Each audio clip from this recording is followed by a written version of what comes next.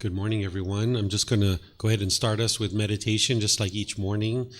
We're going to start with chanting, then I'll come in with some guidance, and then there'll be a period of time where it'll just be quiet and we're meditating together. Then there'll be a period where we're coming out of the meditation with some chanting. After that, we'll go into the Eightfold Path, which is the path for all humans to enlightenment. This is where you're going to learn the core central teaching of the Buddha and how to make your way to the enlightened mental state. Of course, we'll take our lunch for about an hour and a half, and then in the afternoon, I'm going to teach breathing mindfulness meditation, all the ins and outs of meditation itself. So if you'd like to join for meditation and the chanting, you're welcome to do so. You might take a position either seated, standing, lying, or even there's walking position as well.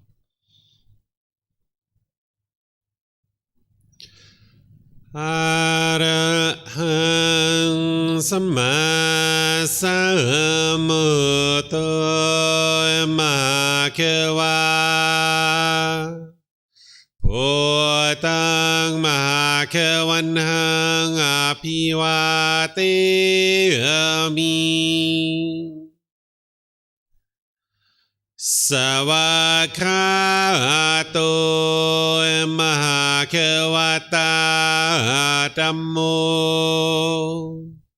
Dhammang Namasami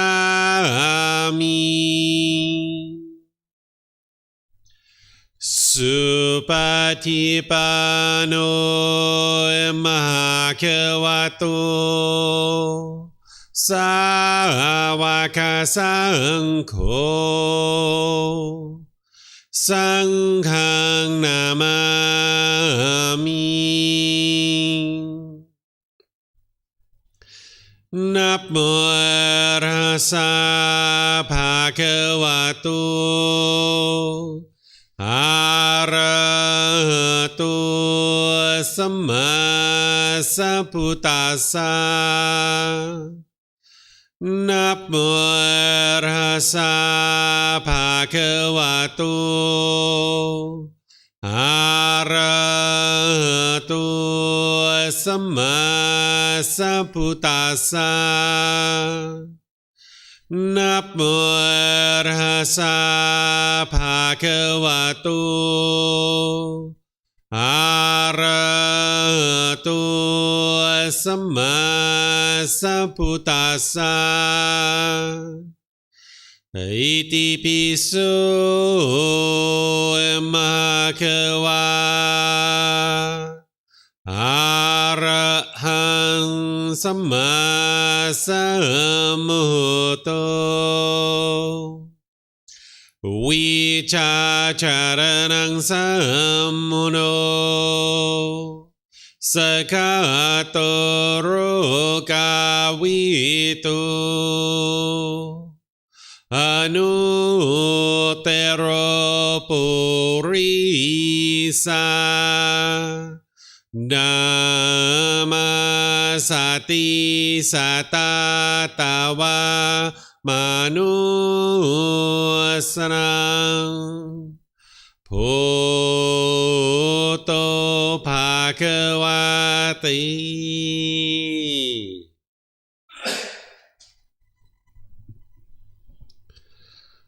Okay, with the lower body and hands and arms comfortable. In the upper body erect. Just close the eyes. And start breathing in through the nose and out through the nose. Here you're just looking to establish the breath. A nice, natural, steady, consistent breath. Not forced or controlled, just a gradual inhale through the nose, experiencing the full breath. And then, whenever you're ready, exhale out through the nose. Breathing in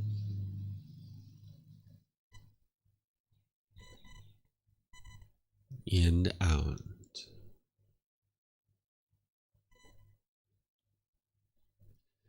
Breathing in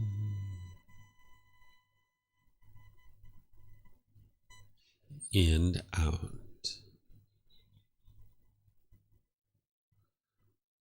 Your breath may not match up with the guidance that I'm providing, and that's okay. This is your practice. I'm just here for guidance.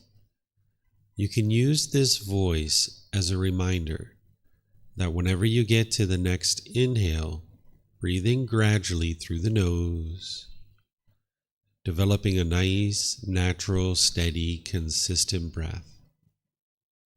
And then, whenever you're ready, exhale out through the nose, experiencing the full breath. Breathing in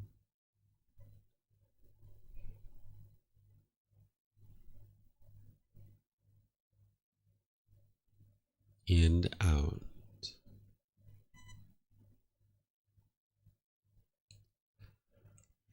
Breathing in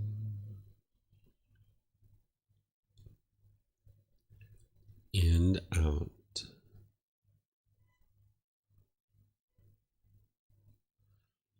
With the breath well established, start fixating the mind on the breath, either the sound of the breath coming into the nose or the sensation of air moving over the skin into the nose. The breath is the present moment. Fixate the mind on the breath, the present moment. Breathing in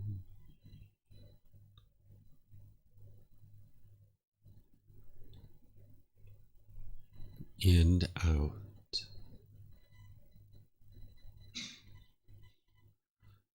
Breathing in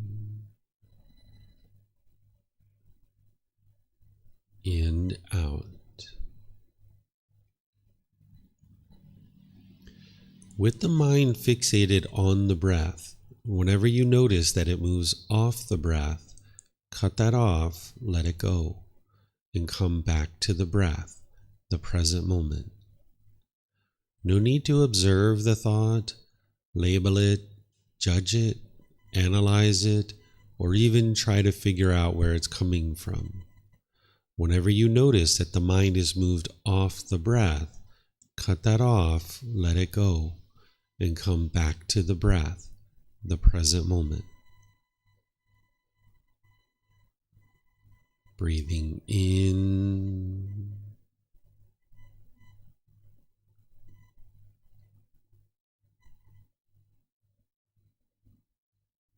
and out.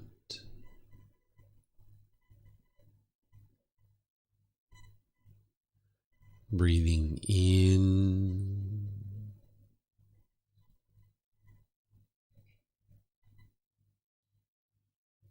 and out.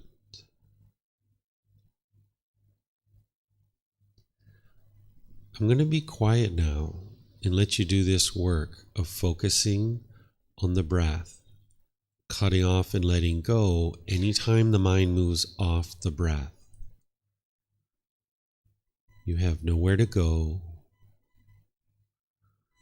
There's nothing to do. No one needs you right now. This is your time to focus on the breath. Breathing in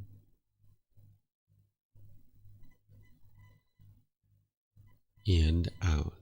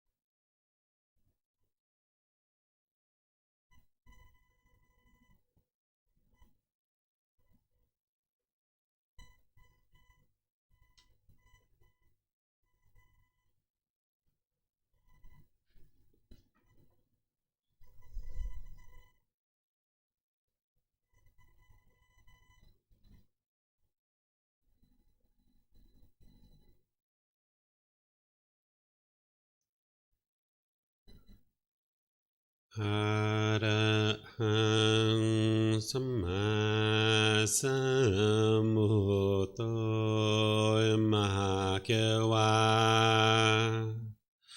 โหตังมหาเกวันังอภิวาเตมิสวากขาโตมหาเกวตาธัมโมธัมมังนามัสสามิสุปฏิปันโนมหาเกวโตสาวกสังโฆสังฆังนามามินะโมตัสสะภะคะวะโตอะระหะโตสัมมาสัมพุทธัสสะนะโมตัสสะภะคะวะโตอะระหะโตสัมมาสัมพุทธัสสะนะโมตัสสะภะคะวะโตอะระหะโตสัมมาสัมพุทธัสสะอิติปิโสมหาเกวาอะระหังสัมมาสัมพุทโธวิชาจารนังสัมมุโนสกขาโตโรกาวิตุอนุเตโรปุริสาธัมมาสติสัตตาตวามนุสนังโหโตภะคะวะติ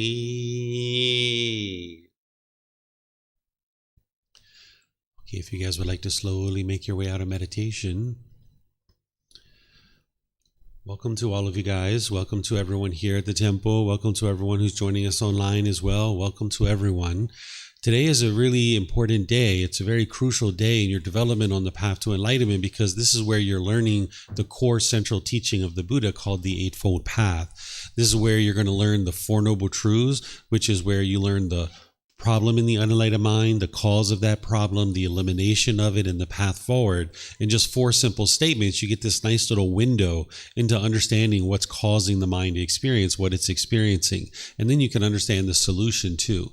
And the whole Eightfold Path is your life practice. This is what's going to guide you in developing your mind and training your mind to get to the point where you experience enlightenment, where you no longer experience any discontent feelings. And as you're learning these teachings, as I've mentioned before, there's no belief in the teachings whatsoever. The Buddha is teaching you what's called the natural laws of existence. He's helping you to understand the way the world is. And by learning, reflecting, and practicing, you can be able to see that truth. So what you're doing when I'm sharing teachings with you is you're not believing what I'm sharing, or you're not believing the books or anything anybody else shares. Instead, you're learning, you're reflecting to independently verify, and you're practicing. This is how you acquire wisdom and you awaken to these natural laws. We did the same thing with the natural law of gravity. We slowly awaken to the natural law of gravity, and now we make wise decisions that lead to wholesome results in our life because we're able to climb ladders, get on airplanes, ride motorbikes, and bicycles and all these kinds of things. It helps us because we have wisdom of this natural law of gravity, so now we can navigate the world more readily. So the same thing needs to occur with all these natural laws that the Buddha taught. The mind needs to gradually awaken to this wisdom so we can make wiser and wiser decisions, leading to more and more wholesome results in our life. Because with the lack of wisdom, we'll make unwise decisions and it'll produce unwholesome results. Very much like when we fell down, we hit our head, we busted our elbows, we broke our toys, we had all kinds of struggles with the natural law of gravity. But when we had wisdom of this natural law, slowly but surely, we were able to make wiser decisions. And now we don't struggle and have difficulties with that natural law of gravity any longer. And the same thing with the natural laws of existence, you can get to the point where you're no longer having struggles and difficulties in the world. And it just takes time to gradually learn, to gradually practice, and to gradually progress along the journey and the path to enlightenment. So just like always, if you guys would like to ask questions here at the temple, you have the microphones here. Feel free to use those. For those of you guys that are online, you can ask questions by putting your questions into Facebook, YouTube, or Zoom. Or in Zoom, you can electronically raise your hand and ask any and all questions that you like. So I'm going to start off by just introducing you to the Eightfold Path here, just in a image. There's right view, right intention, right speech, right action, right livelihood, right effort, right mindfulness, and right concentration. These are 8 individual factors that you're practicing at all times. You're dialing these into your life closer and closer. The way that you can think about it is like a speaker system. If you have a speaker system and you're looking to get a better and better quality sound out of these speakers, you would like to tweak these dials closer and closer to get a better and better quality sound out of the speakers. And the same thing's true with your mind. If you're interested in getting better and better quality mind, you can tweak these 8 dials and get a better and better quality performing mind. So I'm going to go and teach you each individual factor so that you can understand what they are. And I'm going to be using the words of the Buddha to be able to help you guys see what he taught. And that's where you learn, you reflect, independently verify, and you practice. These 8 factors are organized into 3 sections: the wisdom section, moral conduct, and mental discipline. The wisdom section provides a kind of foundation to help you understand in your mind what you need to understand in order to then build out the rest of the practice and the rest of the path. This moral conduct is teaching you the cause and effect, that certain moral conduct that you have, as you do that, there's going to be certain results. And as you make wise decisions about your moral conduct, you'll see certain wholesome results coming back to you or unwholesome results. Essentially, the Buddha is sharing with you and exposing to you the natural law of karma, of cause and effect, or action and result. And when you're understanding this natural laws and you're practicing wholesome moral conduct, you'll see that your relationships slowly improve. Because where you've been bitter and hostile and harsh or resentful in your relationships, that's all just going to come back to you. But when you can improve your moral conduct in your relationships, that's where you'll see that they'll actually improve. Then there's the mental discipline. Without the mental discipline, you wouldn't actually be able to practice the moral conduct. That's why you're actually learning and practicing all of these at the same time, because the mental discipline section is going to help you learn how to gain control over the mind. Because when the mind's sad or angry or frustrated or any of those other discontent feelings, you don't have control of it. So you'd like to have this discipline or this control of the mind, which is going to then help you to be able to practice the moral conduct and experience improved results in your life. So first, we're going to start with this right view, using the words of the Buddha here. This is the words of the Buddha from the Eightfold Path. He says, "In what, monks, is right view?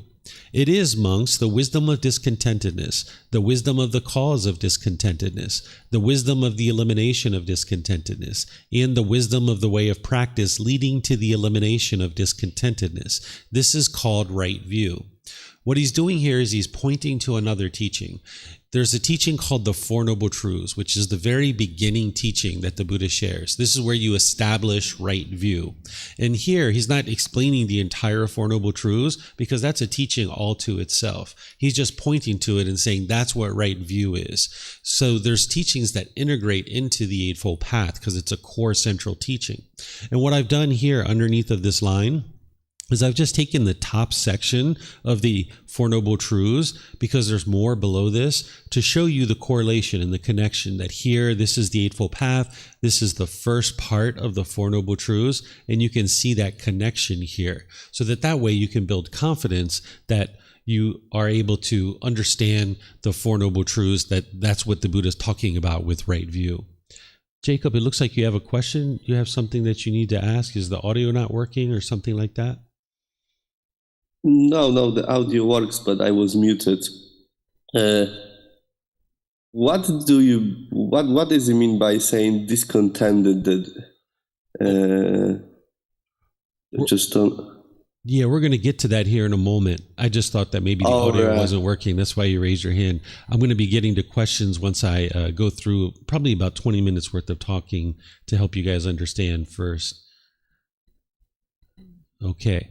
All right. So here you can see that what the Buddha is describing in the Eightfold Path with right view, he's pointing to the Four Noble Truths. So now what I'm going to do is I'm going to teach you the Four Noble Truths. But in order to understand the Four Noble Truths, you need to understand the three universal truths. The three universal truths are like building blocks to help you to be able to understand the Four Noble Truths. Without understanding these, you wouldn't be able to understand the Four Noble Truths. So we call these truths because the Buddha knows that they were true. I know that they're true. Other people know that they're true. But that's where you need to know that they're true. So I'm going to walk you through here, showing you how to learn, how to reflect, and then how to practice. So this first universal truth, this universal truth of impermanence, what the Buddha is doing is he's teaching you the way the world is. He's explaining to you that the world is impermanent, that everything around you is constantly changing, that it arises, it changes, and it fades away. This is called a conditioned object, that it arises, it changes, and it fades away. There's not a fixed state for conditioned objects. There is such thing as unconditioned objects, like enlightenment itself and the natural laws of existence. These are unconditioned objects. They don't arise, they don't change, and they don't fade away. This is why once you get to enlightenment, it's a permanent mental state. And that's why the teachings of the Buddha, the natural laws of existence, are just as applicable during his life as they are today. They're timeless because he taught these natural laws, and these natural laws don't actually change. They're unconditioned. They don't arise, they don't change, and they don't fade away. But everything around you that you can see, that you can hear, that you can smell, things that you taste in terms of flavors, certain physical objects that come in contact with the body, and any kind of thoughts or ideas going through the mind, these are all impermanent. They're conditioned objects. They arise, they change, and they fade away. They're constantly changing. Okay, so this is a little bit of intellectual learning on the universal truth of impermanence. But now you don't believe it.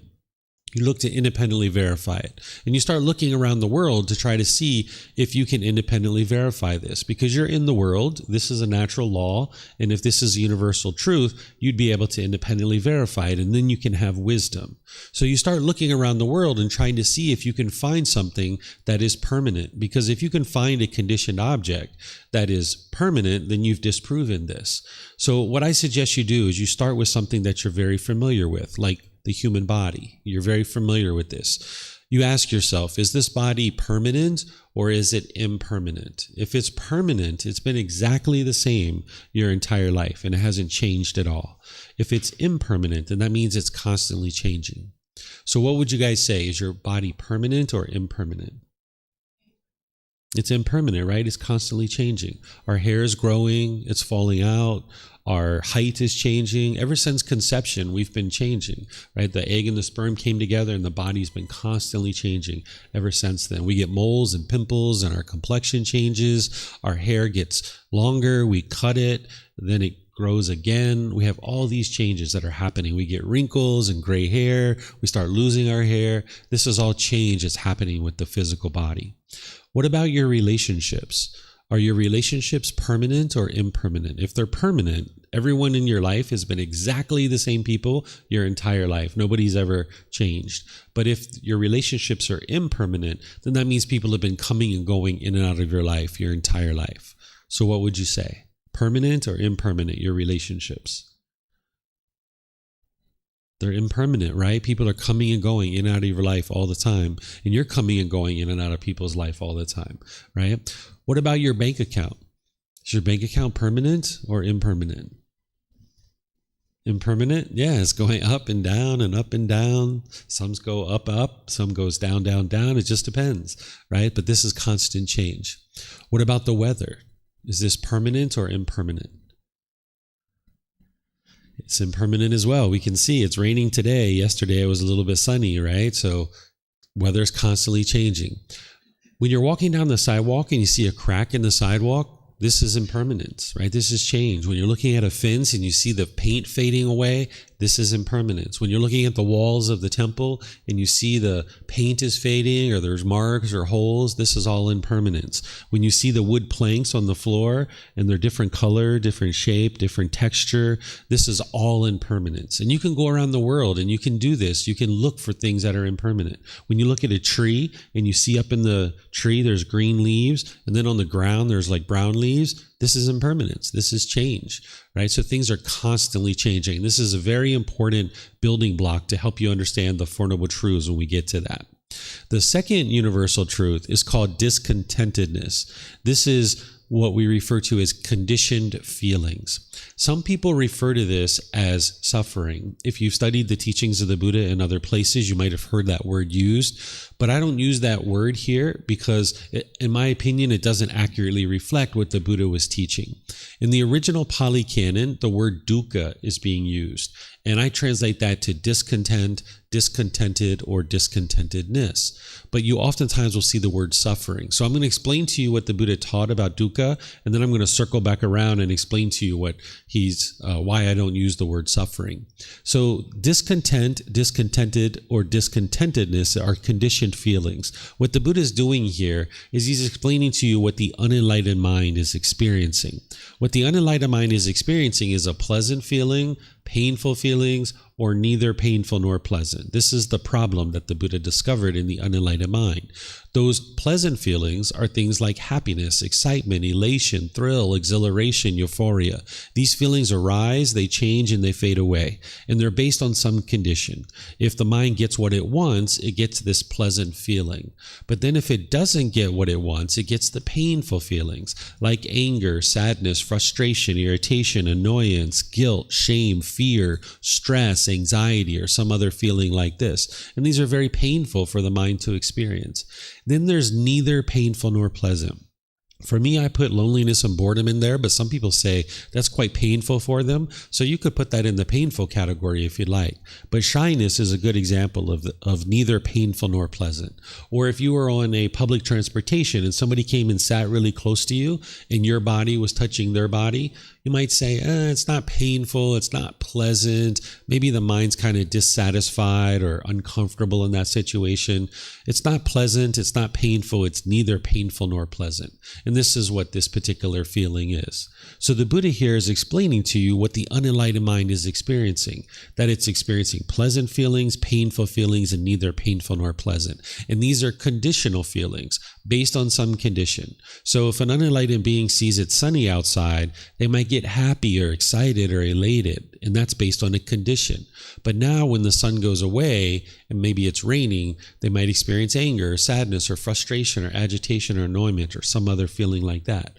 Or if your bank account balance is a certain amount, you might get happy or excited or elated.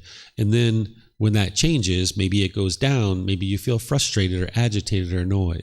Or maybe you have a certain job and now you're working at that job and you feel so happy with that job, but then something changes and now maybe you're not doing that job anymore. Maybe you got fired or laid off, or maybe the company went out of business, or you chose to leave, or what have you, and now you might feel sad or angry or frustrated. This is the mind going from the pleasant feelings based on a certain condition, but that condition is not permanent. So when that condition changes, now the mind ends up in the painful feelings or the neither painful nor pleasant. So this is what the unenlightened mind is experiencing. The enlightened mind is beyond all of this. It's experiencing unconditioned mental qualities. What the unenlightened mind is doing is it's going up and down and up and down, up and down throughout your day, throughout your week. You'll have periods of peacefulness and, things here and there, but it's only a matter of time before the mind gets annoyed or frustrated about something.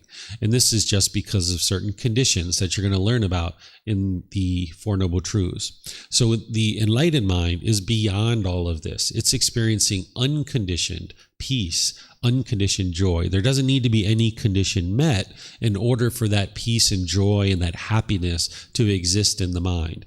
But in the unenlightened state, there needs to be this condition met, and this condition met, and this condition met, and this condition met, and this condition met, and this condition met, and then I will be happy. But then when those things aren't being met, the mind ends up in these painful feelings. So the amount of time that an unenlightened being can be happy becomes less and less and less and less, the more things that the mind wants in the mind. And that's what you're going to learn in the Four Noble Truths. So the way that you independently verify this, because that's the learning, right? And you're not believing it, is that you know your mind is unenlightened. So you ask yourself, is this what you experience? Because the Buddha is explaining this, and it's a universal truth. No matter who you are, no matter what being you are, even animals and other beings experience discontentedness too. That you should be able to see within your own mind that you have pleasant feelings, painful feelings, and neither painful nor pleasant. If there's any feeling that you think doesn't fit into one of these three categories, you can let me know when we get to questions, and then I will help you to be able to see where it fits in here. Right? So this is a universal truth that universally every unenlightened mind is going to be experiencing these conditioned feelings. Then you've got the universal truth of non-self. This is actually a solution to one of the problems that the Buddha discovered in the mind. Remember, there's those 10 fetters that we talked about yesterday, and that first fetter is called personal existence view, where the mind is clinging to this body or clinging to the mind, thinking that this is who you are. The mind's clinging to a self-image or a self-identity, wanting these things to be permanent. The mind is longing, yearning. It wants to be perceived in the world a certain way. And there's a certain self-image that the mind will cling to. And then there's a certain self-identity that the mind clings to as well. So the self-image is like how you appear to others. The mind has this goal, or this, not a goal, but a craving, a desire, an attachment, a clinging, wanting others to perceive this body in a certain way. And now, if you're being perceived that way, the mind will experience pleasant feelings. But if it's not being perceived that way, it'll experience some painful feeling. So this is why if you've ever spilt something on your clothing in a social situation, you experienced embarrassment. Or if you looked in the mirror and you saw a wrinkle or a mole, or you saw a gray hair, or you were losing your hair, or maybe you got a little extra fat here or there, you might have felt discontent. You might have been shaken up during that period because you weren't being perceived in the way that you wanted to be perceived. And this is because the mind's clinging to the body, thinking that this is who you are. There's a confusion or a misunderstanding with this pollution of personal existence view. Then the mind clings to this self-identity, like your culture, your ethnicity, your sexual orientation, your nationality, your job or occupation, and any number of other things that the mind can cling to as I am this. And that's the identity, that I am American, or I am a Buddhist teacher, or I am a boyfriend, I am a girlfriend, I am a father, I am a mother, I am kind, I am friendly, I am. Any of that I am in the mind, that's just the self-identity that the mind's clinging to. And now it's very easy for the mind to be shaken up. So if you were in a relationship with a boyfriend or girlfriend and you identified with I am a boyfriend or I am a girlfriend, when you guys were together, you felt just fine. But then when you guys separated, you didn't identify with that anymore, that singleness. Now you're single, and the mind doesn't necessarily identify with that, and you might have really struggled during that period, feeling like less of a person, or feeling withdrawn, feeling diminished, feeling like there's something missing. And you might have felt like the way to solve that is to hurry up and get right back into another relationship. But that doesn't actually solve the problem, because the problem is the personal existence view, the pollution in the mind. Or if you had a job or occupation that you were working at and you identified with that as who you are. When you were doing that job, everything was fine. But then when you left that job, you might have noticed that the mind didn't feel so great, that you might have felt like something was missing. This is where, like a police officer, maybe working for 20 years, if they get injured or they retire or something like this, they can feel very lost in the world because they identified with I am a police officer. And now they're not doing that anymore, and their mind really struggles, and they feel like less of a person during that time. So I think all of you guys have heard me talk about this at different times, so I won't go through all the different examples that I normally give on the universal truth of non-self. I think you guys are starting to understand this, how the mind clings to the self-image and the self-identity, wanting this to be permanent. And what the Buddha is teaching you is that there is no self, that this body isn't you, this mind isn't you, this isn't who you are as a person. But with the mind's confusion and the misunderstanding, it will cling to this, and it will think that this is you, this is who you are as a person. And now it'll define itself through these things, and it will want these things to be permanent. And then when you start experiencing all this change with the physical body or with certain roles that you fulfill in the world, then the mind will be shaken up. So it's a matter of training the mind to realize that this body isn't you and this mind isn't you. And I've given you guys ways to independently verify this. And I've talked about, kind of like pointing to yourself. You guys have heard me talk about that. Or think about when you were a child, when you were a teenager, early adulthood, and now think about your character and your personality. We talked about like chopping off your arm. If your arm was amputated, you just have one hand and one arm. Are you less of a person? And I ask you these questions so that you can see for yourself that, yeah, this body isn't you. This isn't who you are. This mind isn't you. But because of the confusion, when you're sitting in that restaurant and you hear 2 tables over somebody disparaging and degrading people from the country where you come from, if you identify with I am German or I am Polish or I am Canadian or any of these other I ams, then you'll feel diminished, or you might get frustrated or agitated or annoyed or some other discontent feeling. So it's when you let all this go that the mind can then experience peace and joy for that particular pollution that has been eliminated. So the Buddha is teaching you that there is no self. But the challenge is that all through our life, we've been accumulating this perception that this is who we are. Even from birth, we were given a label. Each one of us were given a label. My label was David, right? And now you assign certain characteristics and personality and a self-image and a self-identity around that. And now we get to the point where we struggle in the world when we have either agreeable or disagreeable contact related to the self-image or self-identity. So these are the 3 universal truths, and you're able to independently verify each one of these to be able to see that they're true. And that's what you need to be able to do. So if you're not able to do that, or you don't see how to do that, that's where you would like to ask me questions, and I will help you to be able to independently verify this. So before we move on any further, let me just see if there's any questions you guys might have here at the temple or online. You guys are all welcome to ask questions. If you're in Facebook, YouTube, or Zoom, you can put your questions into the comment section and I'll be able to see that. Or in Zoom, you can raise your hand electronically and then open up your mic, and then you'll be able to ask any and all questions that you like. So it looks like Jacob has a question here. So we'll go ahead with you, Jacob, and you can ask your question. Go ahead, sir. Thank you, David. I'm a bit confused because I'm completely new to Buddhism, and it's a completely new thing for me. And I just cannot wrap my head around this. Like, my mind is not me, then who am I, essentially? That's the whole problem that the unenlightened mind has, is that it's going to keep grasping for a who am I. It's going to want to hold on to something and grasp for something.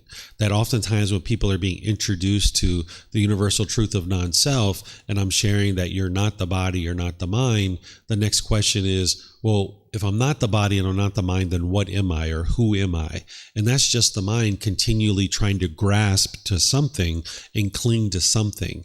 And this is where the mind needs to get to the point where it ultimately realizes that there isn't anything that you can grasp onto and cling onto and say, this is who I am.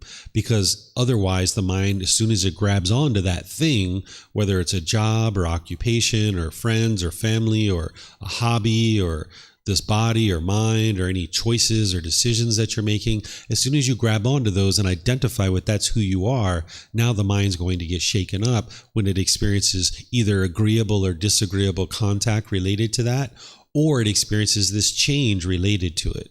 So this universal truth of non-self, oftentimes it takes people 2, 3, 4, 5, even 10 conversations before they start to really understand it. Some people can understand it right away, but other times people need more discussion around it and more time to reflect on it and think about it before they can actually see that there is no self. And then you were in the class on Sunday when I taught how to eliminate personal existence view with those various proactive tools and techniques. And oftentimes when someone's starting to implement those, they start to be able to start disassociating with these things as who you are as a person.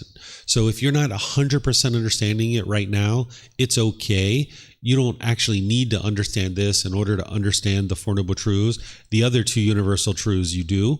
But for this one, if you don't understand 100% now, it's okay. You can just kind of set it to the side a bit. And then over time, you can gradually revisit this to be able to understand it more deeply.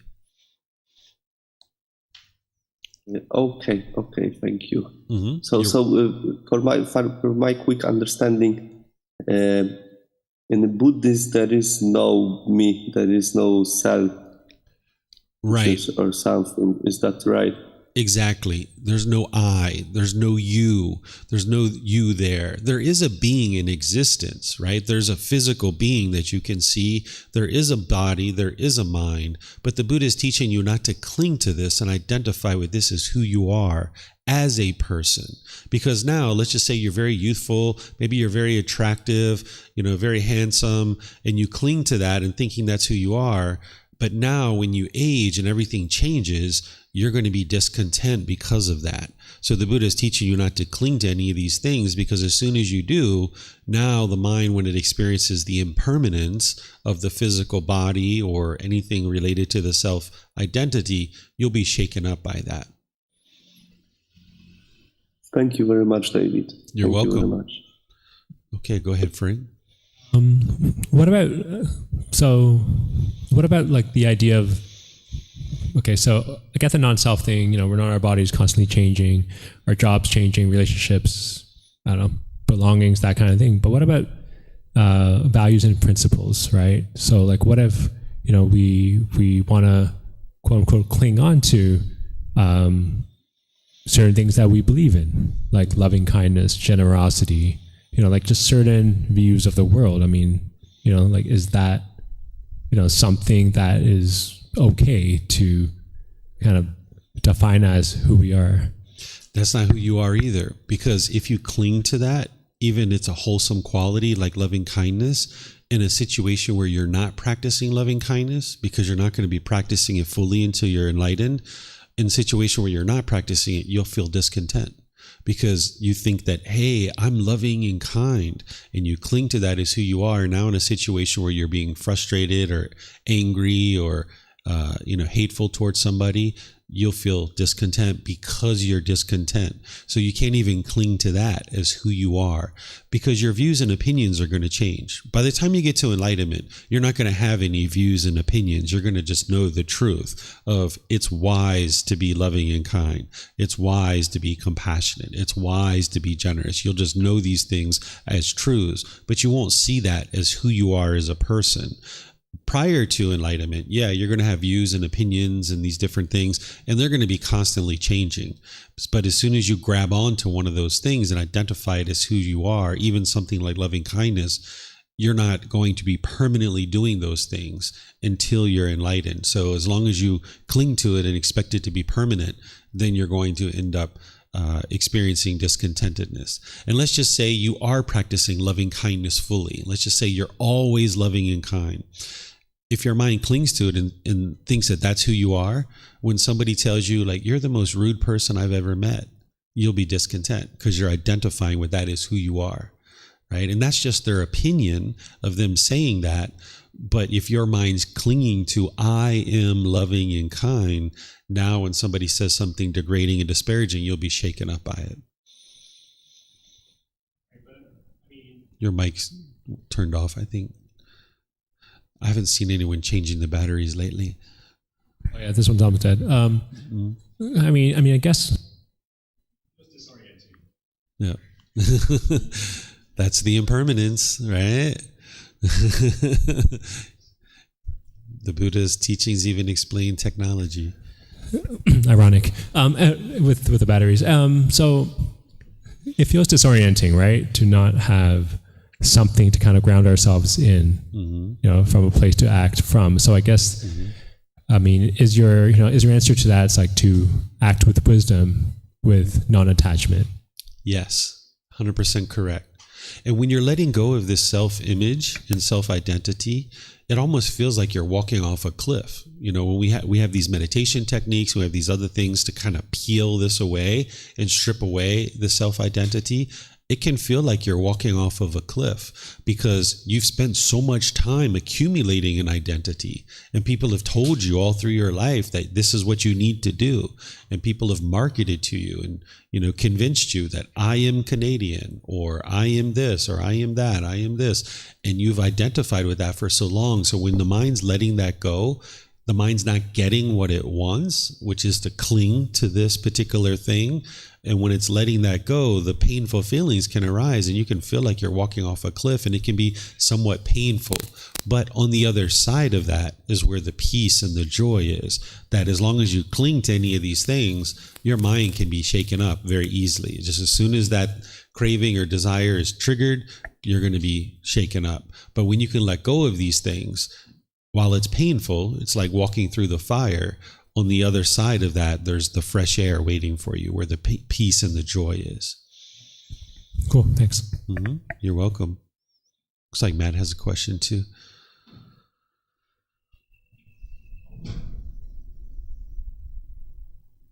All right, so I guess what I'm wondering is the idea that there really is no self, or is it more that you shouldn't attempt to define yourself?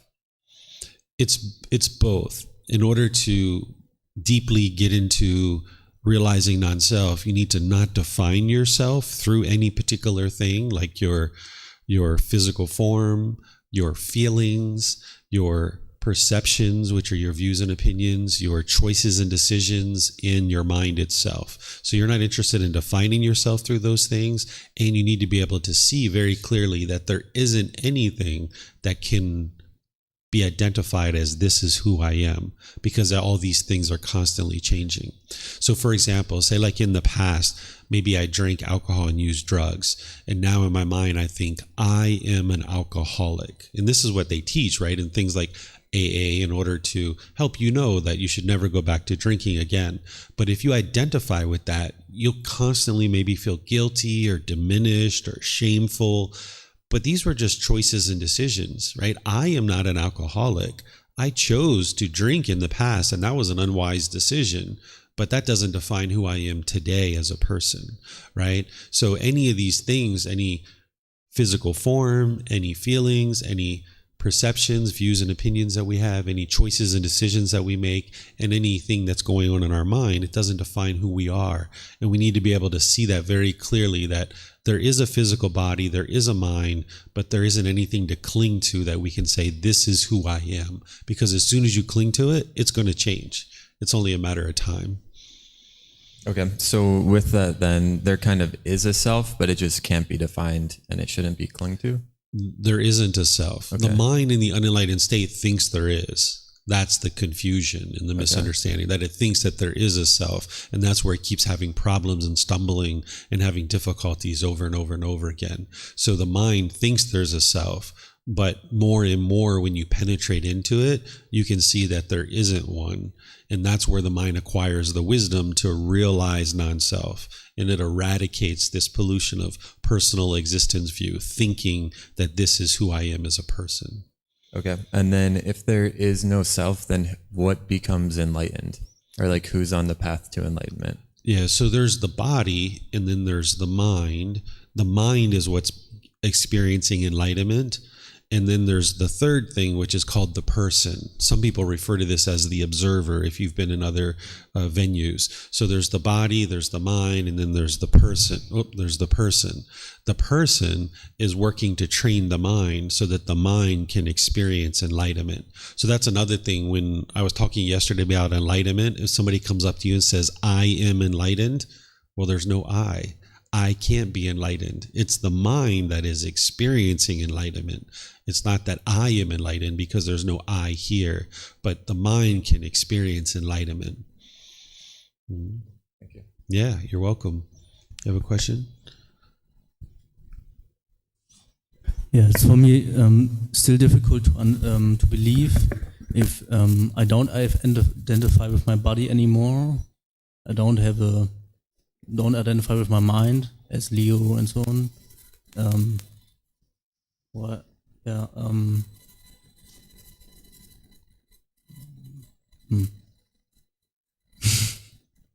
Your thoughts are impermanent. I think I said it. So I'll just respond to what you said so far.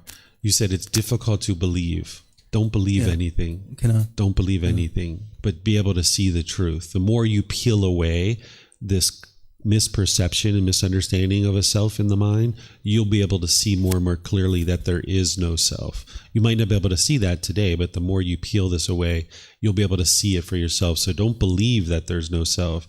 Be able to get to the point where you've cultivated the wisdom to know with 100% certainty that there is no self. Or to believe if I, for example, dissolve that, and, for example, someone would bully me every day, or maybe I do, or someone would say, "Oh, you have so many pimples in your, you're so dumb," or I make a mistake by talking, and they say, "Oh, what's wrong?" Okay, I don't identify with my body and my mind, but this person is rude to me, is bad to me. But you would say if I don't identify to body and mind, it would be no problem for me anymore if they say that. Yeah, this is one of the. Oh, sorry, I thought you were done. Because there's someone all the time bullying me, rude to me.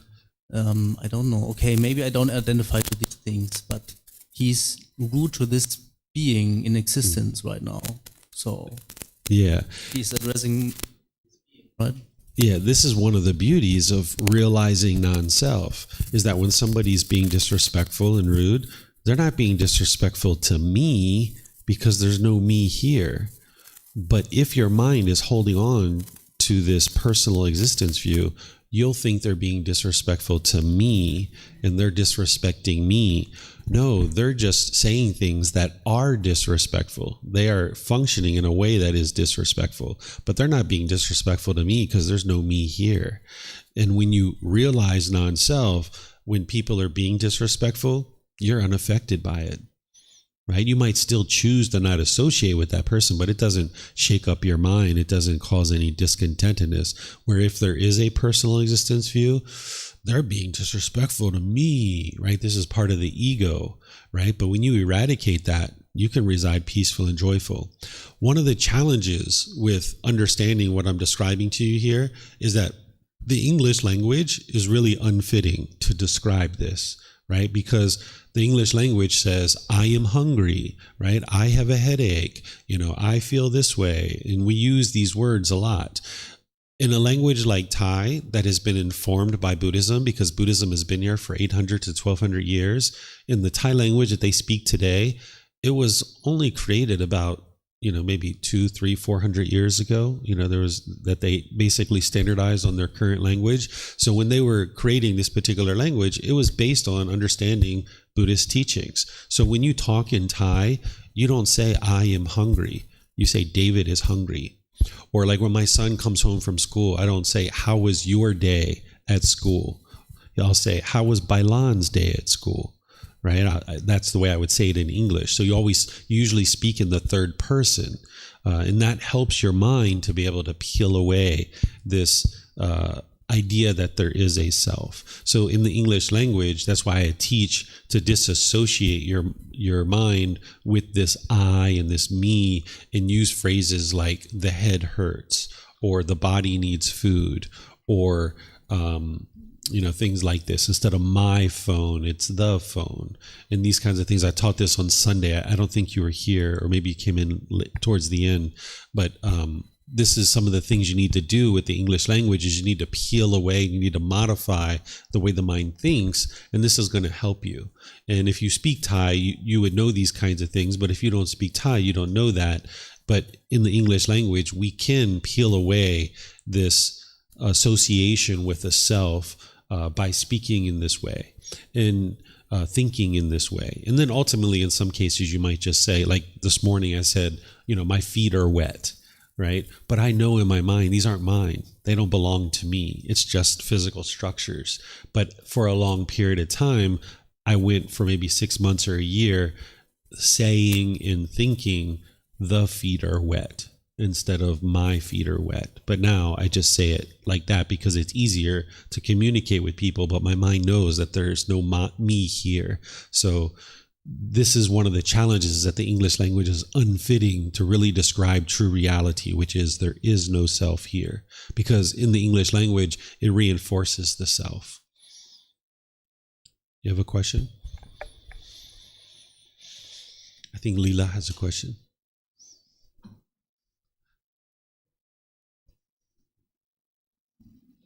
No? Not coming on? Leo's going to share his mic with you.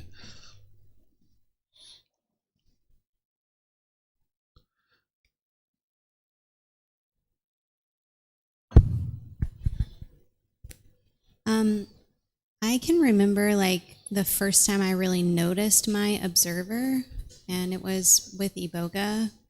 I realized how like sick my body was, and my mind was racing, but then there was the third thing. So I was just observing all of those things happening, and that was really still.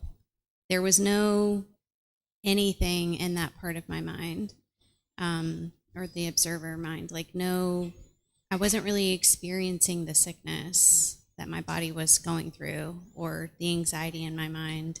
It was just observing it. And once I realized the observer, now I can look back even into childhood and realize the observer was always there. I just didn't recognize the observer. So I don't know how to live in the observer. Is that enlightenment? Enlightenment is where the mind has been completely transformed and purified, and now the person is now able to function through this purified mind. But up to that point, the mind is still polluted, and the person has to be able to see the pollution and say, that's the ego, let me get rid of that. Or, that's sensual desire. Or, oh, that's ill will. So the person is observing the mind. That's why some people refer to it as the observer. And it's good that you've had this experience, because the things that I explained to you, like the universal truth of non-self, right now your mind doesn't think this way. I'm just going to use this as an example. Right now your mind doesn't think this way. Or like if you haven't had the experience that Leela's talking about, where you can clearly see that this is the body, this is the mind, and then there's this third thing that is the person. You may not have had these experiences yet. And it sounds like most of you haven't had the experience to be able to see that there indeed is no self. So keep in mind that the Buddha's teachings are here, right? And the unenlightened mind is going to be here. It thinks a certain way. And what you're doing is you're striving to come to this understanding that the Buddha had more and more and more and more and more. You're working towards that. And right now, your mind doesn't understand or hasn't fully realized the universal truth of non-self, for example, perhaps. Or maybe you haven't had this experience where you can clearly see that the body is one thing, the mind's one thing, and then there's this third thing. But slowly but surely, as you're training your mind, you're developing your mind, you'll start having these experiences where you can see it more and more clearly. So in order to get to enlightenment, yes, you need to be able to see that there is the body, there is the mind, and then there's the person, these three things. And the fact that you've already seen that there are these three things, that just gives you wisdom to know there's these three things. And now where this helps you is that when the mind is acting up, the person can be like, I see you, little girl over there trying to surf on Facebook and Instagram.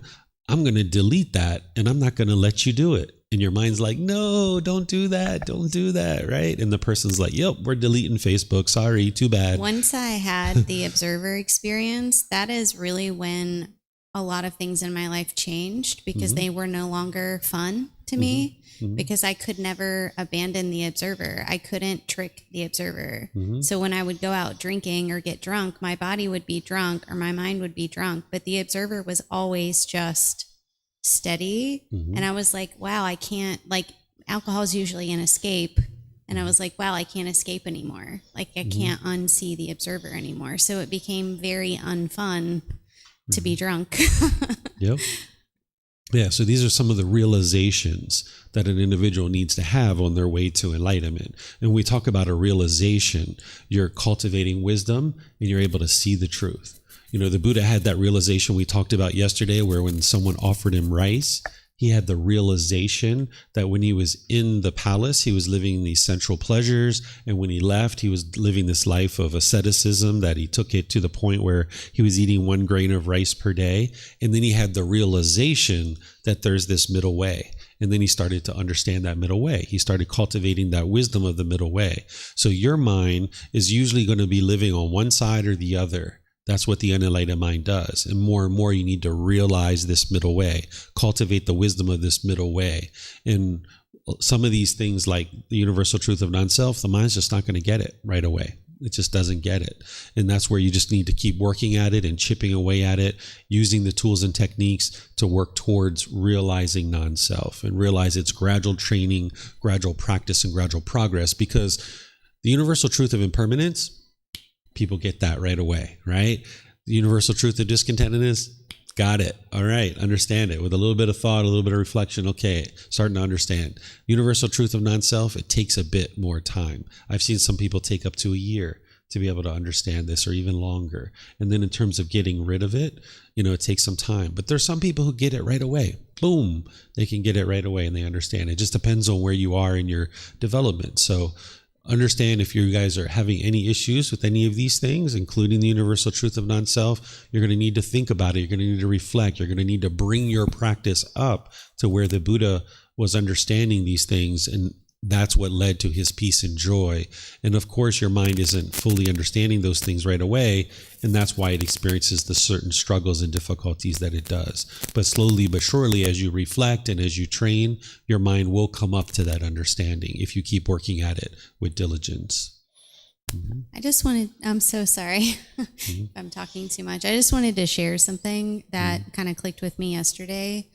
I didn't really understand necessarily how like happiness or excitement was considered discontentedness. And I just wanted to share that happened to me yesterday, and the observer realized that. Because as I shared with you yesterday, I've been like super excited and happy for finding this path.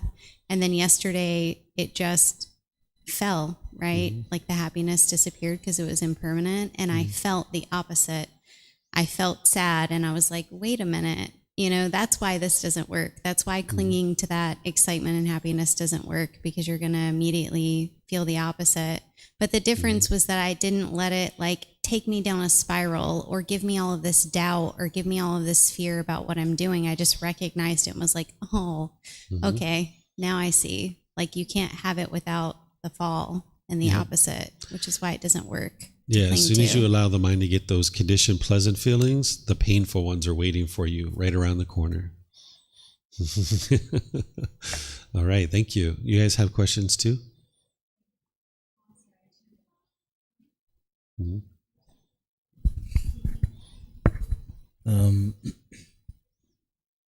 So just maybe could you clarify for me, if I have deleted the self, you said it can take a year or something to delete it completely, or no? Some people, it takes up to a year to even just understand what personal existence view is, or the universal truth of non-self, because you're working to understand the Eightfold Path in your meditation training, and you're doing all these other things. You kind of have to decide, what's my priority here? And what I'm sharing with you is, yes, learning this universal truth of non-self is needed to get to enlightenment, but it doesn't need to be one of the first things you tackle. And that's why I was mentioning to Jacob that if he would like to set this to the side, you can, and that oftentimes is helpful so that you can focus on the core central path of getting your arms around the Eightfold Path. And but yeah, it can take, I've seen people take up to a year to even just understand it, because they're also active with other things, learning other things at the same time. And then to actually realize non-self, where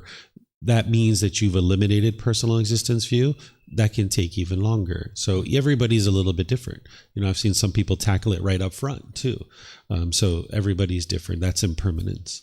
So if I realize it, that means that I'm enlightened? If I know, but No.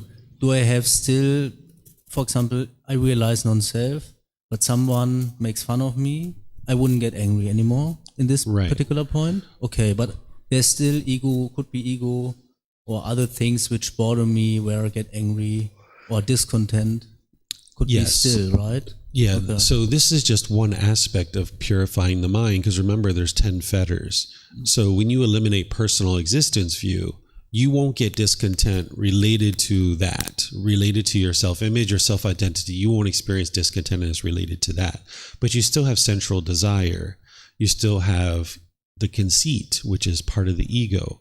So you're still going to be experiencing discontentedness, but just not on that based on that particular pollution. So that's why by the time you get to that first stage of enlightenment, your discontentedness has significantly reduced, but it's still there, right? So it's just each individual fetter. As you eliminate it, you won't experience discontentedness related to that fetter. Mm-hmm. Yep. Thank you. Do you experientially feel that you're one with everything and everyone? That's part of what happens as you're making your way to enlightenment. You can more readily see this interconnectivity that you have with all beings, and that your decisions are impacting other beings, but you know that you're not one with everybody, but you do see this interconnectivity, and you have more openness and more friendliness and more ability to interact with others. That when you're in the unenlightened state and you have cravings, desires, attachments, particularly this personal existence view, there's almost like a wall between you and other people. And you feel like, I don't want to say anything to that person because I might get hurt, or they might take advantage of me, or they might say something rude or disrespectful, and my mind doesn't want to hear that because there's that personal existence view in there, and the mind thinks that the way to solve these painful feelings that you experience when someone's rude or disrespectful is just don't talk to people. Sometimes the mind will do that, but when you get rid of this personal existence view, wow, like there's nothing anybody can say about this body or this mind that's going to shake you up. You can be friendly and polite with everybody. And when someone's disrespectful, it doesn't affect the mind, related to this personal existence view. Okay, got it. Because you're not you. It's like you love everybody unconditionally. So you love, for example, me as much as you love yourself. Mm-hmm. And it's like that with like the entire world. Mm-hmm. So it's like anywhere you go and with whoever you are like with yourself, you're at home, like permanently. Mm-hmm. When we say self, just know that we're talking about this being, right? So we'll just say that. But yes, you're 100% accurate that, no matter what you're doing, no matter where you're at, you love everybody, meaning you have a genuine interest in seeing all beings be well. And just as much as I would like to see you be well, I'd like to see you be well and you be well, my son, my wife, me. It's just an equal thing that the mind is just thinking, I would like to see everyone be well. And that's a mental state that you have by the time your mind has been fully trained. Mm-hmm. Yep, Frank? My question actually tags onto that in terms of, so if you want every being to be well, right? Whether it's me, Elena, your son, yourself. Not want, though. I'm sorry? Not want. I don't want every being to be well. I have an interest in seeing all beings be well. Okay.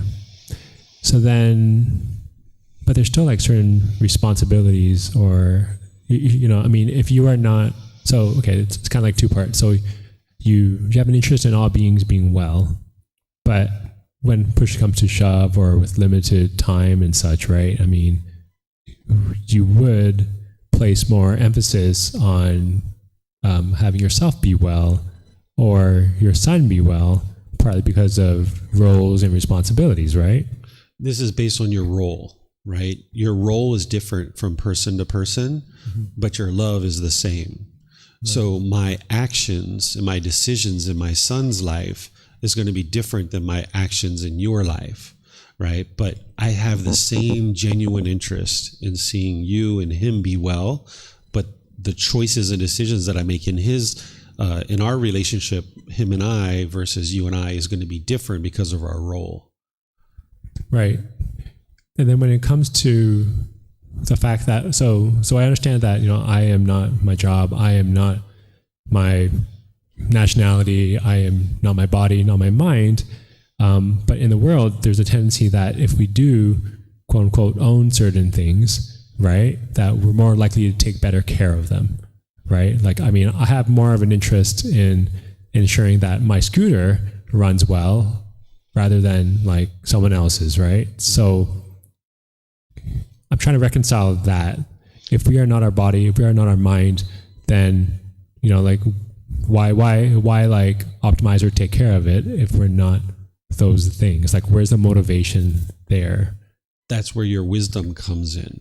That you understand with wise decision making that while this body isn't you, and it's unwise to cling to it and identify as that's who you are, it's a wise decision to have good personal hygiene and to go to the doctor if you need to go to the doctor, because if this body is healthy, it's just going to put less strain on the body and on the mind. So it comes from wise decision making rather than identifying with this is who you are. Right. I'll work with that. And this is part of the shift that needs to happen on your way to enlightenment, where before we might have made decisions motivated in personal existence view. Like, this is a common example that I will use is like, maybe at one time we don't like our appearance, and maybe we would like to have plastic surgery in order to change the way our face looks or our body looks. And maybe that was motivating our decision, that personal existence view, right? And now with that, an individual will spend a lot of money, they will crave, they will have difficulties and struggles perhaps in going in that direction. But now when we strip away that personal existence view, we can become comfortable with the body that we have.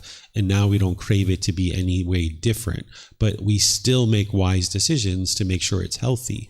And now we do things with doctors or medicines or whatever based in wise decision making, based on any kind of cosmetic appearance that we're trying to create. And that's where the mind can then base its decisions in wisdom versus craving, desire, attachment. Okay. Yeah. Yeah. Okay. Another question? I hope it's fast. Do you think that getting rid of personal existence view is more difficult for women because of the emphasis on beauty? It all depends, right? Because there's some women that don't have that, right? There's some women who are, are more what we would consider masculine, I guess, or a little bit more tough and rough. And there's other women who are more into vanity and beauty. And then there's some men who are into appearance and things like this. So it really just depends on the mind and how much personal existence view they have. Okay, it looks like Jacob, you have another question, or maybe you just didn't lower your hand from before. But if you have a question, you're welcome to ask it. Thank you very much. No, I have another question. It's all fascinating to listen to those questions and answers, and it just provoked me for thinking.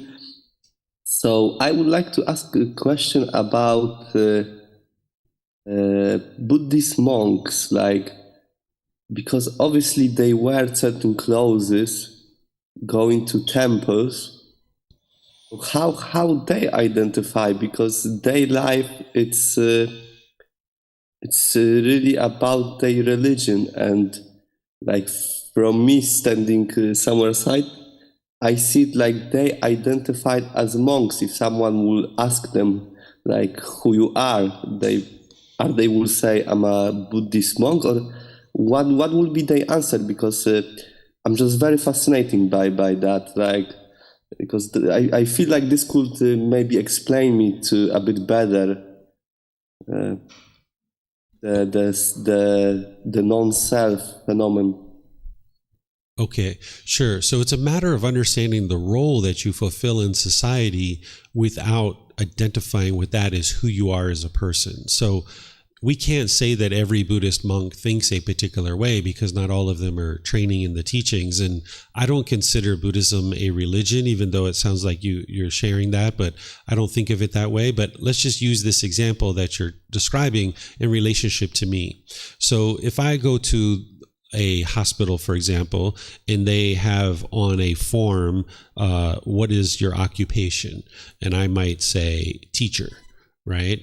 So I know that I perform the role as a teacher, but my mind doesn't identify that way. So that when I'm online and I see a post that somebody says all Buddhist teachers are blah, blah, blah, blah, blah, blah, something degrading and disparaging, I don't experience any discontentedness whatsoever, because they're not talking about me, because my mind doesn't identify with I am a Buddhist teacher.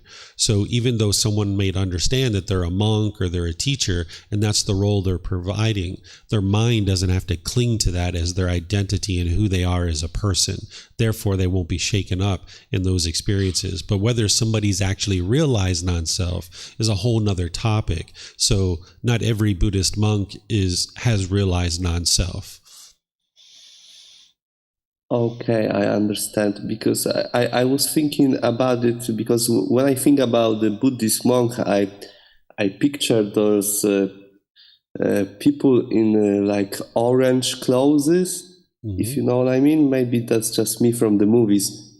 And like from mine, an enlightened mind, if they all wear the same clothes, then they identifying themselves as a, because like we spoke yesterday or 2 days ago, that clothes are a big part as well of identifying yourself, right? Like a policeman will wear at certain clothes, a doctor will wear at certain clothes, and then a monk in particular different religions will wear at certain clothes. And so how they perceive it, like to wear this nice orange clothes, is it all just about the role? Is they see themselves, it's just what I'm doing for the society? But I know it sounds weird, because I still don't understand that. I'm trying to wrap my head around it, so I know it might sound a bit weird. Yeah, it's actually just the opposite of what you're thinking, is that you're thinking that because they're wearing an orange robe, that they are identifying with the orange robe as who they are, and that defines them to be a monk. But it's actually just the opposite, that by wearing this simple clothing, it trains the mind to not identify with the body as who you are. That's why the Buddha taught to wear rag robes, and that's why the monks do that, is they wear those very basic, very simple robes rather than some elaborate clothing. And every single monk doesn't actually wear the same exact clothing either. That's the impermanent nature of clothing. So that's the reason why the Buddha wore simple clothing and rag robes, so that the mind wouldn't identify with this as who you are. There's a story from the lifetime of the Buddha where a student offered him a very rich, elaborate, elegant fabric, and he accepted the offering, and then he gave it to one of his students, and he said, go rip this apart and sew it back together and then make a robe out of it, because he wasn't interested in walking around in a fancy clothing, right? So the reason why we wear simple clothing is so that the mind doesn't have the opportunity to pick all these different elaborate clothing to be able to identify with this body is who you are. So it's just the opposite of what you're thinking. But when people see someone wearing an orange robe, they know that, that's a monk, right? But the mind itself is being trained to not identify with this body as who you are by wearing just simple clothing. Okay, I start to understand it better, because just before I had some lessons on psychology, and there was this aspect that when doctor put it skilled his performance clothing, he really put himself into this role, into this position. He really identified himself. And when the policeman put his uniform, it also helped him to identify himself with his role. So that's probably where the confusion came from. But thank you very much. Thank you very much for the explanation. It really helped me a lot. Okay, you're welcome. All right, so now moving on from the three universal truths, this is one more thing that the mind needs to understand in order to understand the Four Noble Truths, is the definition of craving, desire, attachment. This is the mind's mental longing and strong eagerness, the mind chasing after the objects of its affection, wanting things to be a certain way, expecting things to be a certain way. And when the mind has this longing and yearning, this almost unquenchable thirst, when it gets what it wants, it gets pleasant feelings. And when it doesn't get what it wants, it gets painful feelings. But just understanding what this is this is craving, desire, attachment. If you've ever been in the mall and you saw some brand new product like a computer or a mobile phone or a pair of shoes or jewelry, and your mind pulled towards that, and it's like, oh, if I just get that thing, everything will be perfect in my life. That's what a craving, desire, attachment is. Or if I can just get that boyfriend or girlfriend. It's not the object itself. It's the mind pulling towards it, the longing, yearning, wanting things to be a certain way. Okay, you guys know what I'm talking about here? You experience this in the mind? Yep. Okay. All right. So now the Four Noble Truths. The first noble truth is explaining the problem. The second noble truth is explaining the cause of that problem. The third noble truth is explaining the elimination of it. And the fourth noble truth is explaining the complete elimination. The problem in the unenlightened mind is that everyone that is unenlightened will experience discontentedness, those conditioned feelings. The mind's going up and down and up and down. The pleasant feelings, painful feelings, neither painful nor pleasant. These are conditioned feelings. This is the problem, that the mind is basing its inner feelings on some condition. Then there's the second noble truth, which is discontentedness is caused by our own cravings, desires, attachments, because the mind wants everything to be permanent when everything in the world is impermanent. Essentially, the mind is longing, yearning, craving permanence, right? Another way to say that the mind does not, or the mind craves permanence, is to say that the mind does not like impermanence. It doesn't like change. When things are changing, the mind doesn't like that. It wants things to be permanent. That's what the second noble truth is explaining to you. So this is why when you've been in a relationship with a boyfriend or girlfriend, that when you guys first got together, everything was wonderful. You had all these pleasant feelings. But then when you ended the relationship, or they ended the relationship, you felt angry or sad or frustrated or lonely or bored. If the mind was craving and desiring and wanting this relationship to be permanent, then your mind experienced discontentedness when the relationship was over, because the mind just lacks the wisdom of the universal truth of impermanence, not realizing that everything around you is impermanent. Or if you have a brand new car or some other product and you first get that thing, you might be so excited about it. But then when it gets the scratch on it, you might be frustrated or agitated or annoyed. This is because the mind's craving for this car to be permanently beautiful. So the mind is holding on. It has this craving, desire, attachment. And when it gets what it wants, it gets pleasant feelings. And when it doesn't get what it wants, it gets painful feelings. Right? So you can take this and you can independently verify it. You can look at a recent situation where you were angry or frustrated or agitated or annoyed or some other discontent feeling, and you can see that your mind in that situation was craving something. It was longing, yearning. It was wanting things to be a certain way. And if the mind would have got what it wanted, you would have had pleasant feelings. But because the mind didn't get what it wanted, it got painful feelings. Now, usually when these things are occurring, when there's a lack of wisdom, the mind will blame other people. It will try to look for somebody else to blame for this anger and this frustration. What the mind will typically do is it'll push somebody away, or it'll push the situation away, thinking that this is going to solve the problem. Because the mind's lack of wisdom falsely associates these painful feelings to something external. And now the mind thinks the way to solve this is push this person away or push the situation away, and that solves the problem. But it doesn't, because you can see that the problem is still there. The mind still gets agitated. It still gets annoyed. It still gets frustrated. If this was the actual problem, when you push that person or that situation away, then you would be peaceful. You'd be joyful for the rest of your life. Or the second thing the mind does with the lack of wisdom is it'll become bitter, harsh, and hostile towards people. This is like an animal showing its teeth or growling and roaring at another animal. And the mind can feel justified in its anger and feels like this person deserves this.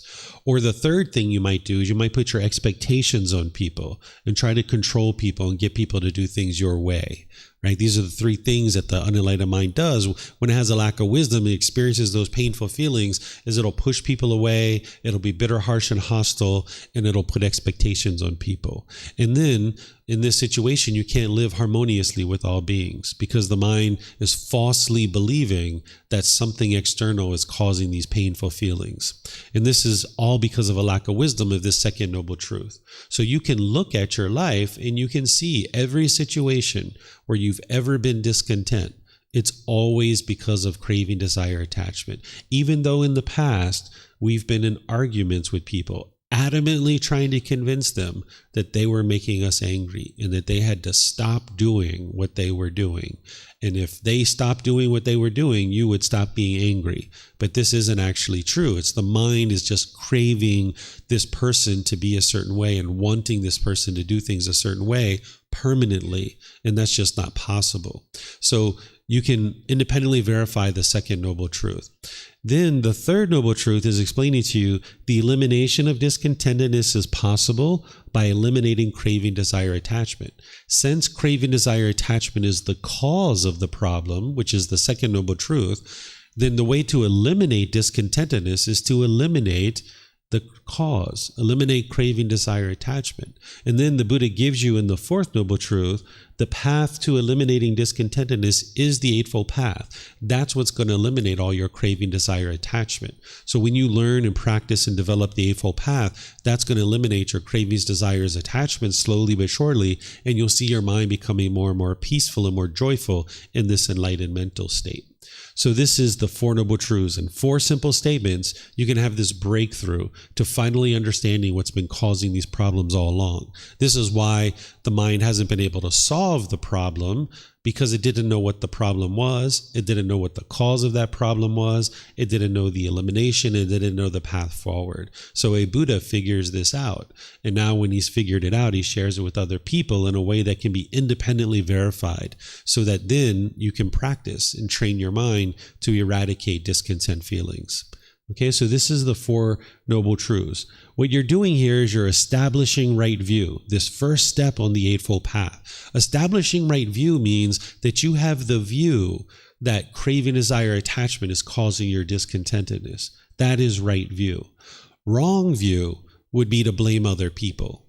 And we've all done that, right? We've pointed fingers at other people. We've tried to convince other people that it's them who's causing us to be angry. So if you establish right view, you can deeply see and deeply penetrate and start practicing where you know that it's your mind that's causing your discontentedness. So what I would encourage you to do, if you've learned this, you've reflected on it and seen that it's true, now the way you practice right view is now and forever, whenever your mind is discontent, you sit down and you look inward and you try to figure out, what are my cravings? What are my desires? What are my attachments? Where before we might have looked externally, who can we blame? Right? Instead, sit down and look inward and figure out, what are my cravings? What are my desires? What am I wanting here that the mind is not getting? There's some permanence that the mind's craving. So there's the intellectual understanding of right view. There's the reflection on it to independently verify it. And then there's the practice of it. You need to practice right view that now and forever, you always look internally to figure out, what are the cravings, desires, attachments? And eventually, when you get to enlightenment, you won't need to do that anymore, because there won't be any discontentedness. There won't be any cravings, desires, attachments. So on the way to enlightenment, you're going to need to look inward and be introspective and look inward to be able to discover what are those cravings, desires, attachments. And that would be practicing right view. Then after right view, you're going to need to also be practicing right intention. What right intention is where the Buddha is talking about the intention of renunciation, non-ill will, and harmlessness. These are 3 things that you're cultivating in the mind.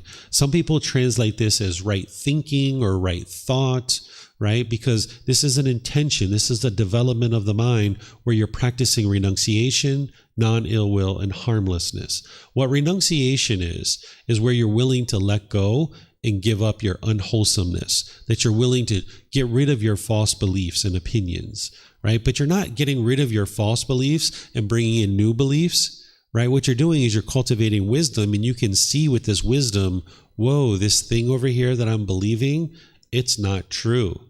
And now this wisdom informs you, and now you have more wisdom. One of the very first things you need to practice the intention of renunciation with is you need to eliminate the belief that other people are causing you to be angry. that other people are causing you to be frustrated. You need to practice the intention of renunciation that, hey, I'm willing to let that go when I see the wisdom that that is untrue. And that's what it means to practice the intention of renunciation. And there's many things that your mind's going to need to let go of. You know, we were talking about some in the various classes recently about like boundaries. Some people talk about these boundaries or these other things that you hear in the world. So many different people are talking about so many different things, and your mind oftentimes gets confused about what is the true path. And these various things that you've learned, while it led you to this point, you're going to need to let some of those things go because they're not serving you well. So you're going to need to practice the intention of renunciation. Then there's the intention of non-ill will, which is the same thing as saying goodwill, because it's a double negative. Non-ill will is goodwill. And what goodwill is loving kindness. You're going to need to have the intention of loving kindness for all beings, a genuine interest in seeing all beings be well. Then you're going to need the intention of harmlessness, where you're disinterested or incapable of causing harm to other beings. These are three intentions that you need to cultivate, where you're willing to let go and give up on your false beliefs, your false opinions, your false perceptions of reality, the unwholesomeness of the mind, that you're practicing non-ill will, where you eliminate any ill will, animosity, bitterness, and hatred and anger in the mind, practicing goodwill, a genuine interest in seeing all beings be well. And then you practice the intention of harmlessness, where you're disinterested or incapable of causing harm. Because as long as you're willing to cause harm to other beings, this harm is going to come back to you. So that's why you need to get rid of that intention of causing harm to others and practice harmlessness instead of harmfulness. Right? And then from there, we're going to build out the rest of this to build out our moral conduct and our mental discipline. But just to kind of summarize what we've been talking about is right view is the Four Noble Truths, which is essentially accepting responsibility for your own feelings, your intentions, your speech, and your actions. Realize that those are coming from your own decisions. They're not coming from other people. So having responsibility and accountability to your own mind. And then the right intention is practicing that intention of renunciation, where you're willing to let go and give up your unwholesomeness and your false beliefs based on wisdom, and then practicing the intention of loving kindness or non-ill will and harmlessness, where you're disinterested in causing harm to other beings. So any questions on the wisdom section of the Eightfold Path?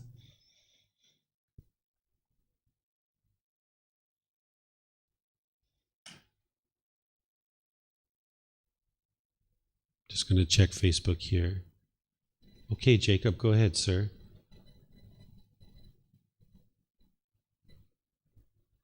Thank you very much. Like I said, the Buddhism, it's a completely new thing for me. But I've been studying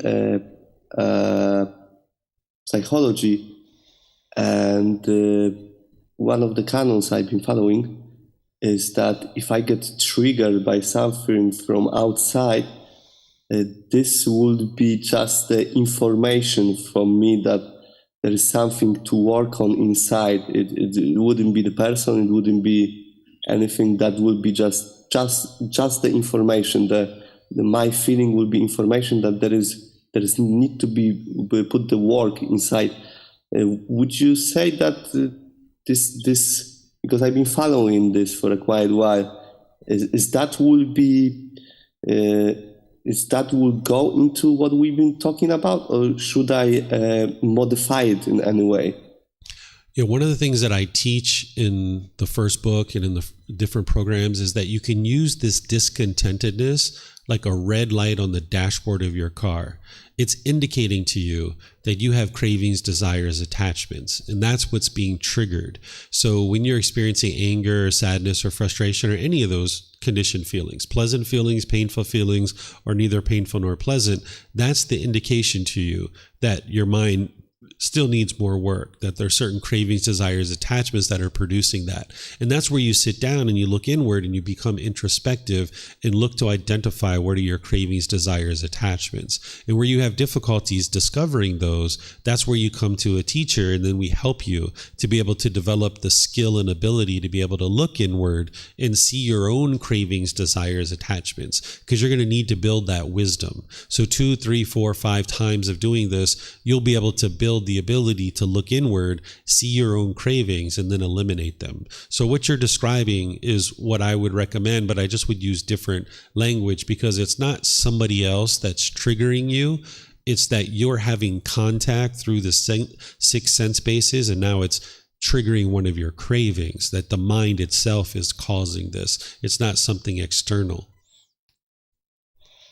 Okay, that's amazing. That's really good, because I've been practicing it for a while. So I was thinking, is there anything that I should to modify about it to suit it better? But it seems like it's going very hand in hand. So I'm really, really excited, because it did help me a lot on my journey to self-discovery and growth. But up to now, I actually was able to identify them only on those particular situations when when the trigger happened, when there was external external thing working on me. But it would be really, really interesting to learn those techniques, to be able to discover it on your own without the need of external triggers or anything. I mean, triggers are internal, but external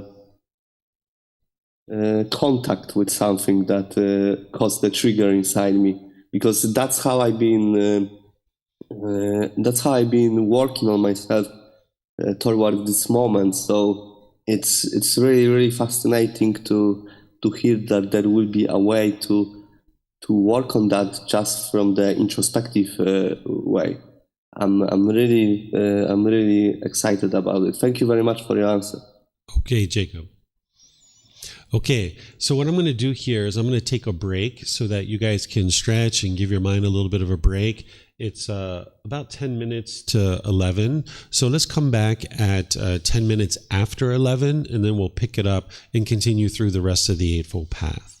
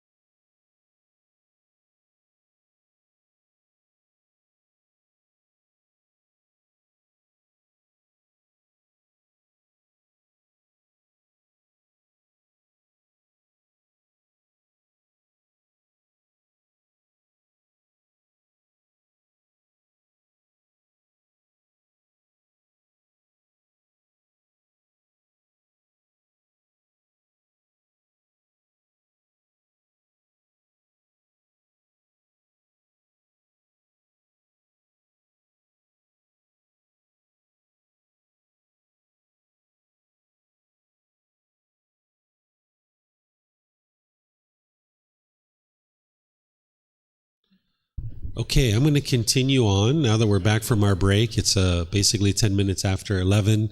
So I'm going to pick things up here with the moral conduct section. We're going to be going through all of these sections and then also right effort, right mindfulness, and right concentration. But first, let's talk about moral conduct.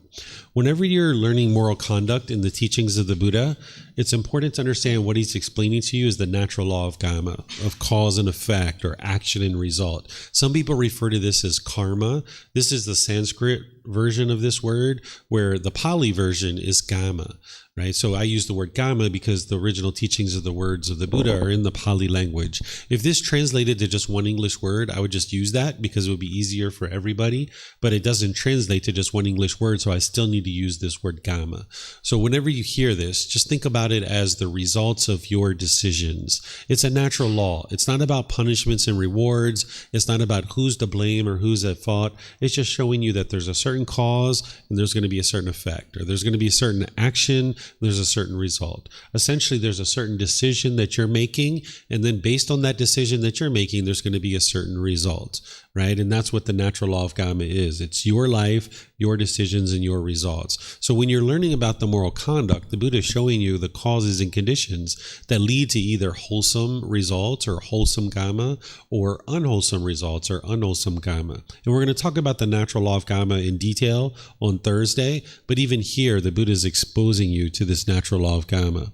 So here with right speech, the Buddha is providing you 4 things that you could do that would either produce wholesome results or unwholesome results, or wholesome karma or unwholesome karma.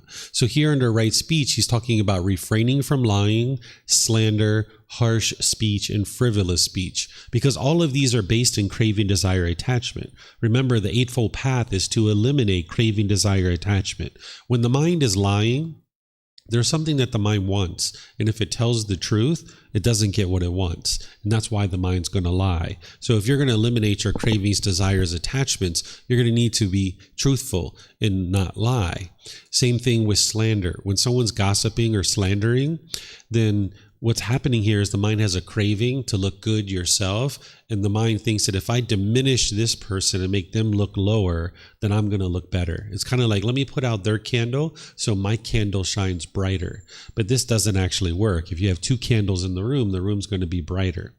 Then there's harsh speech. This is your tone, your tempo, and your word choice. If you're harsh and hostile and aggressive, this is going to produce unwholesome results, and it's coming from craving, desire, attachment. And the same thing about frivolous speech. What frivolous speech is this is like idle chatter where there's no purpose or benefit behind the speech. It's just like yada, yada, yada, yada, yada, yada, yada, yada, yada, yada, yada, yada, yada, yada, yada. If you've ever done that, or you've ever been around someone that's done that, it's like, oh my goodness, when is this person going to stop talking? That might be what you're thinking, right? And this is the craving. There's a person they're not really in a conversation, they're broadcasting, right? Or you're broadcasting, right? So you need to get to the point where you can have a conversation with people, and you'll have more healthy experiences, more wholesome results this way. So these are the 4 aspects of right speech where the Buddha is explaining to you to bring your speech up to this level where it's helping you to eliminate craving, desire, attachment. And once again, you can independently verify all of these things because we've done these things, right? We've lied, we've slandered, we have harsh speech, we've had frivolous speech. You can see, does it produce wholesome results or does it produce unwholesome results? You can independently verify it. It's not a rule, it's not a commandment. It's just showing you this natural law of karma. That, take for example, gossiping and slander. At the height of that, you can actually get murdered, right? This is why you see investigative reporters who are exposing some corruption. Oftentimes they get murdered. I'm not telling you the way the world should be. I'm explaining to you the way the world is. And the way the world is that if you gossip and slander, at the very least, people are going to be gossiping and slandering about you. Because when your back's turned, you got these people used to listening to gossip and slander, they're going to be gossiping and slandering about you. So if you're not interested in people gossiping and slandering you, it's best if you don't do that. So all these things, if you eliminate them, you'll see that your speech will be better. and that your relationships will improve and you'll have more wholesome results. But then remember, the Buddha has other teachings that plug into the Eightfold Path. So here I also have another teaching about speech. And this is ultimately what you would like to build up to. It's called the 5 factors of well-spoken speech, where you speak at the proper time, what you say is true, you speak gently, you speak beneficially, and with a mind of loving kindness. And each one of these factors of 5 factors of well-spoken speech, there's certain teachings behind this. So for example, proper time. What this means is making sure you don't interrupt people.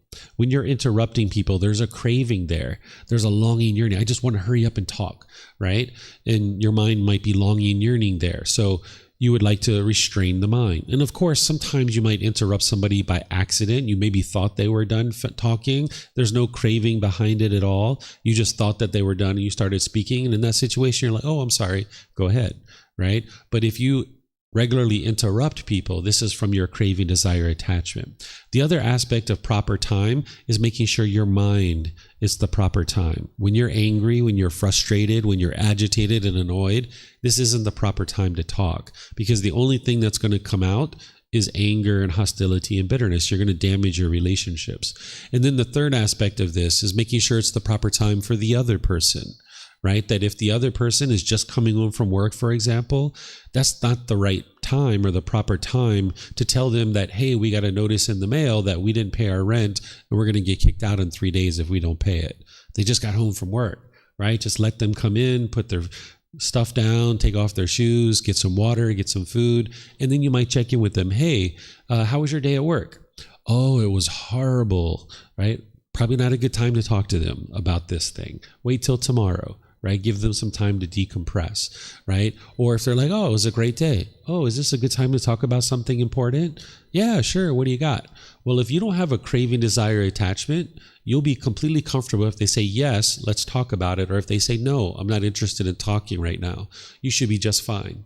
Right? But if you have a craving, desire, attachment, you're going to be pushing and wanting to talk about it right away. So speaking at the proper time is making sure your mind is prepared to talk and their mind is prepared to talk. Because if they're angry and they're frustrated and they're agitated, they might not be practicing these teachings, but it's not the proper time for you to talk. So if you're in a relationship with someone and their mind is angry and frustrated and agitated, if you're not clinging and craving in the conversation, you should be able to step away from the conversation and just know that it's not the proper time for you guys to be speaking.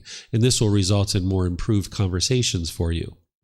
Then speaking the truth, that's covered up here under right speech, that you'd always like to be a true speaker, one to be relied on, not a deceiver of the world. This is not only not telling a deliberate lie, but this is also not spreading false truths like conspiracy theories and things that you didn't experience yourself. You would like to be talking about things that you've independently confirmed and you know to be the truth, that you've had direct experience with those things. And that's what you would like to be able to get to.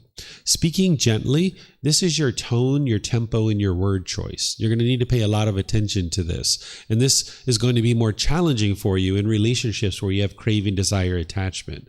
Like with me, you might be able to speak gently, right? But maybe with your mom or your dad or your brothers and your sisters, you find it to be more difficult because you have attachment in those relationships. So in places where you have craving, desire, attachment, you'll find it harder to practice gentle speech. But that's the whole reason why it's important to practice gentle speech, because it's helping you get rid of your cravings, desires, attachments, and produce wholesome results by making wise decisions around your speech. Then speaking beneficially, this is like being purposeful. This is like being clear and concise in the way that you speak. This would be the opposite of frivolous speech or idle chatter, that you're speaking purposefully and beneficially. It's not about the topic that you're talking about. It's more about the method and the means that you're speaking, that you're clear and concise and precise, and there's some purpose and benefit behind your speech. Then you would like to speak with a mind of loving kindness. This is the genuine interest in seeing all beings be well. The opposite of this would be inner hate. Think back to the times where you spoke with a mind of inner hate. It doesn't turn out very well, right? It always ends in some kind of big problems. So by you bringing your practice up closer and closer to these 5 factors of well-spoken speech, you'll see your relationships improve. And you also see that you're more influential within the community that you're in. In Thailand, we have this word, it's called barami. This means the one who people listen to. Barami. In each individual village in Thailand, there's typically some elders that are known to have barami, that if you have a problem, you might go to these elders and seek guidance and seek help because they're very successful in life. And when I mean successful, I mean they have very harmonious relationships in their life. They might not be rich, they might not have any of that stuff, but they're very successful with relationships, that they're very harmonious in their relationships, and they have barami, the one who people listen to. And this is something that you establish over time, that when you're speaking more and more wisely, you will establish barami within your personal relationships and in your professional career. But when you don't speak wisely, you're not going to be able to establish barami. So if you speak like this for many years, you'll see more and more people around you. You can be very influential, right? So this is right speech. These 4 aspects of eliminating lying, slander, harsh speech, and frivolous speech. But then more readily, you would like to be practicing the 5 factors of well-spoken speech in order to establish barami, the one who people listen to. And while this is referred to as right speech, because during the lifetime of the Buddha, that's really all they had was speech, you could think about this as right communication. Because we have many ways to communicate nowadays. If you went into a job interview and you used all this and you practiced right speech, you might do really well and you perform really well at that interview. But if they get on your social media and they see that you're bitter and harsh and hostile and aggressive, you probably aren't going to get the job. So you would like all your communication to be using right speech, your text messages, your emails, your social media, all these things. So if you are really angry and you're going over to the keyboard to pound out an email, that's not the proper time to be communicating, right? That's what the Buddha is teaching you here. So maybe press save instead of send, right? Press save, put it in your draft folder, come back a couple hours later, a couple days later, and look at it and decide whether it's wise for you to send that message. So you can practice all of this through all your communication, text messages and other things. Okay, so this is right speech.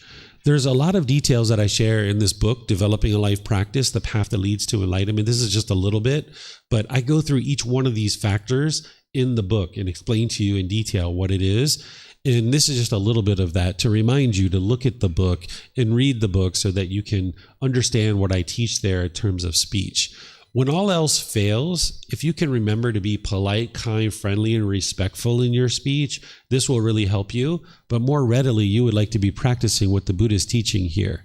And remember, you can independently verify this. If you look at situations where your conversations didn't go well, no matter who it was with, whether it was a friend or a family member or a coworker, you can see that you and or them wasn't practicing these 5 factors. You guys weren't practicing these, and that's why the conversation didn't go well. Even if you just miss one of these factors, there's the potential that the conversation doesn't go well, right? But then you can also look at the other side of this, because you've been in conversations that have gone really well, and you were practicing these, and so was the other person. And you didn't know you were practicing them at the time because you weren't aware of what these were. But now that you're aware of them and you're starting to consciously understand them, now you can intentionally start practicing these 5 factors of well-spoken speech more closely. And when you're consciously practicing these closely, now you'll see more and more in your relationships that they're going well for you. So you can independently verify all of these things. Okay, and you'll need to read in the book to get the real clarity. I'm teaching it to you here in a summarized format, but the book has it in more details. Then we've got right action. What right action is all about not causing harm through your bodily actions. And the Buddha is giving you 3 really impactful bodily actions here that could cause harm in the world, but he's not giving you an exhaustive list. He's giving you 3 very big impactful ones, like killing, stealing, and sexual misconduct. When we study tomorrow the 5 precepts, he's going to explore this and expand it and give you more illuminating language than just these things here. Here, he's just summarizing it in the Eightfold Path, but in the 5 precepts, he explains it in a lot more detail. Because when you look at this, it doesn't really give you the full details of how to practice it, but in the 5 precepts, which plug into this, he does give you that detail. What you can understand here is what the Buddha is teaching you is to not cause harm through your bodily actions. So notice he doesn't say, don't walk up to someone and punch them in the face, right? He doesn't say that because he can't give you an exhaustive list of every single thing that you could ever do to cause harm with your body. But you know that it's unwise to punch someone in the face because they're probably going to punch you back, or they might have a knife or a gun, or their friends or family might come and attack you. Notice he also doesn't say don't drag your suitcase through the aisle of an airplane and run over people's feet and bump into their knees, because airplanes didn't even exist during his lifetime. So he's not giving you an exhaustive list. He's just giving you 3 impactful ones, and then you're going to need to figure out all the others so that when you're walking through a crowd, you're very observant of your body and you're not just bumping into people. What I will do here is just hone in on this sexual misconduct that sometimes people ask me, like, what is that, right? Because it's very general and very broad. When we get to the 5 precepts, you're going to see the Buddha teaches what sexual misconduct is. He talks about harmful conduct, like having sex with minors, raping people, having sex without consent, going outside of relationships that you're in, or luring somebody outside of a relationship they're in. And we're going to explore all of this tomorrow when we get to the 5 precepts. But just understand that this doesn't include same-gender relationships. Sometimes people think that that's what this includes, but it doesn't. The Buddha was so awake and so wise 2,500 years ago. He understood that same-gender relationships doesn't cause harm, because if you have 2 loyal, loving, consenting adults that are choosing to have sex, they're not causing harm to anybody. And if you understand the universal truth of impermanence, then you understand that it's not possible for every man to be interested in having sex with a female, or every female to be interested in having sex with a male. That would be permanence, right? So there's people in the world that crave for every person to have sex with someone of the opposite gender, and when they don't get that, they get angry. But this is coming from what we refer to as ignorance, or unknowing of true reality. So even though there's a lot of people in the world that don't understand this today, the Buddha understood 2,500 years ago. This is how wise he is. Even 50 years ago, if somebody would have stood up and said what I'm saying right now, they probably would have been, had rocks thrown at them or what have you. But the Buddha understood 2,500 years ago, and same gender relationships were going on back then because he talks about it in his teachings. He basically says, hey, this is what you're going to observe, but he doesn't have any teachings about it because it completely fits with the universal truth of impermanence, that we understand that not everyone's going to be interested in having sex with the opposite gender, because that would be permanence if that existed. So ever since the beginning of time, people have been having sex with the same gender and opposite gender, ever since the beginning of humanity. Okay, so this is right action. It's not causing harm through the bodily actions, because any harm you put out is just going to come back to you. And you'll need to look at that because there's other things besides these 3. In fact, the Buddha talks in the other parts of his teachings about substances that cause heedlessness. He talks about gambling. He talks about other things. But here, he's just giving you kind of 3 that's important to pay a lot of attention to. Then there's right livelihood. What a livelihood is how you choose to sustain your life. If you choose to sustain your life based on causing harm to others, this harm is going to come back to you. So the Buddha has teachings to help you get to a point where you're not causing harm through your livelihood. And you also have enthusiasm and motivation behind the livelihood that you choose to practice. Here, he's giving you 5 things that are harmful, and that if you did any of these 5, it's going to produce harm, so therefore harm's going to come back to you.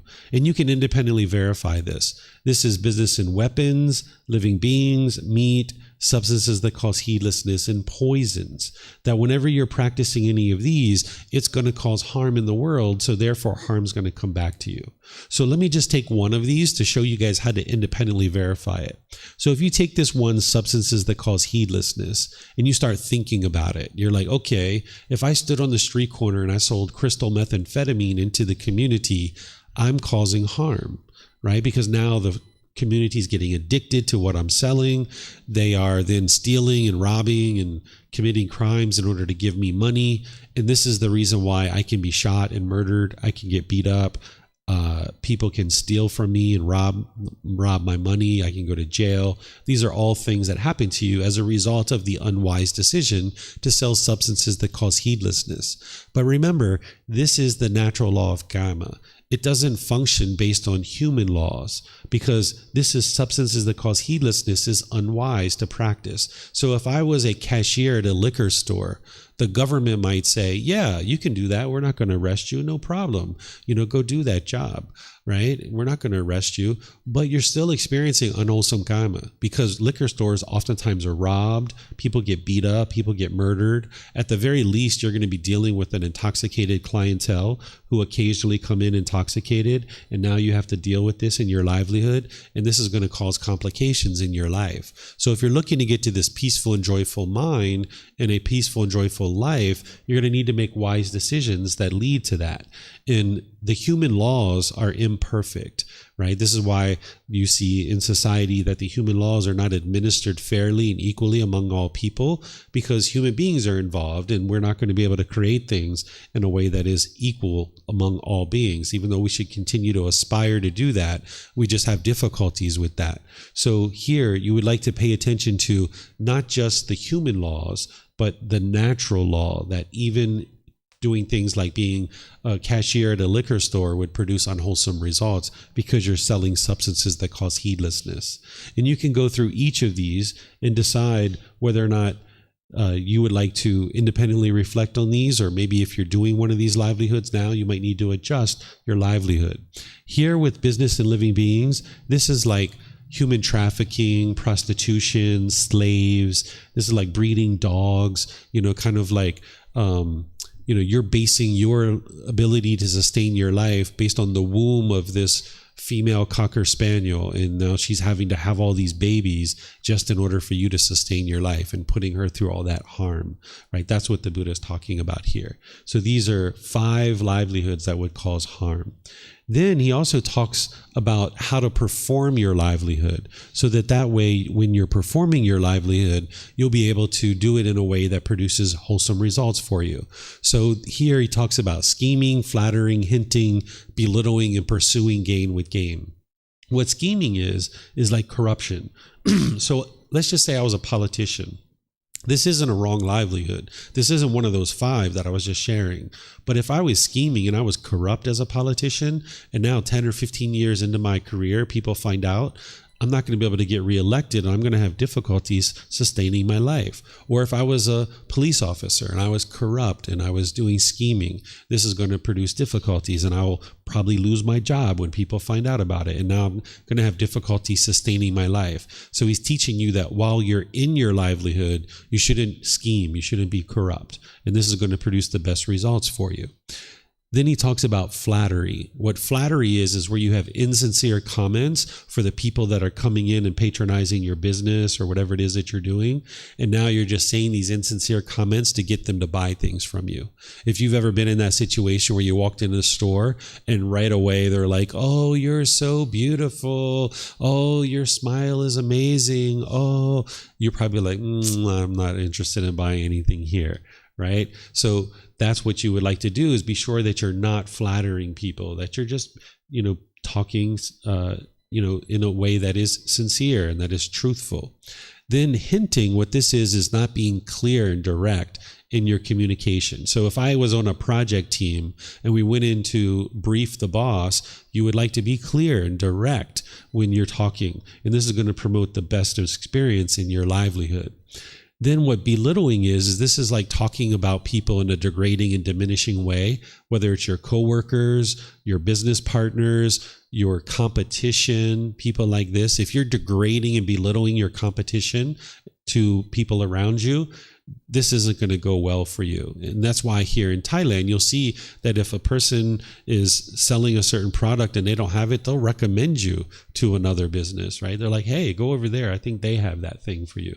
People are supportive and encouraging and helping each other. So that's what you would like to do in your livelihood and not belittle people. Sometimes we think that if we're in competition with each other, we got to knock each other down, but that doesn't actually help you in your livelihood. What pursuing gain with gain is, this is where you're just working at a job for the sake of a paycheck. You just want money and that's it.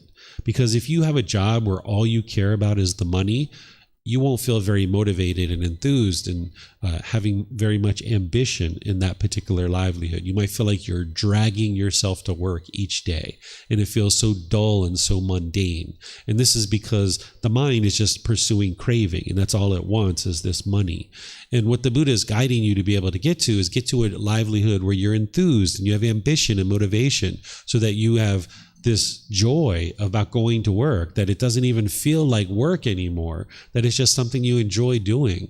And you may not be in that livelihood right now, and that might be something you need to work towards. So this is what's called the first fold of purification, that you don't practice one of those 5, and that you also don't practice these. And when you get to that first fold of purification, you'll have improvements in your livelihood. But then there's a second fold of purification that the Buddha shares. And if you go to volume 12, chapter 14, this is where the Buddha explains to you the full details of right livelihood. So if you're either in between jobs right now, or you're unemployed, or maybe you're working in a job that you would like to change and you would like to look at doing something else, I suggest you go to volume 12, chapter 14, and that's where you'll see his full teachings on right livelihood. And this is the first fold of purification that you'd like to get to.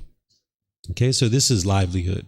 So now, just summarizing our moral conduct, with right speech, you would like to ensure you're not causing harm through any of your verbal conduct, but also all that other communication, like text messages, chats, posts, emails. All of this should be harmless, using the 5 factors of well-spoken speech. And remember, this is gradual training, gradual practice, and gradual progress. You're going to make mistakes. You're going to have issues.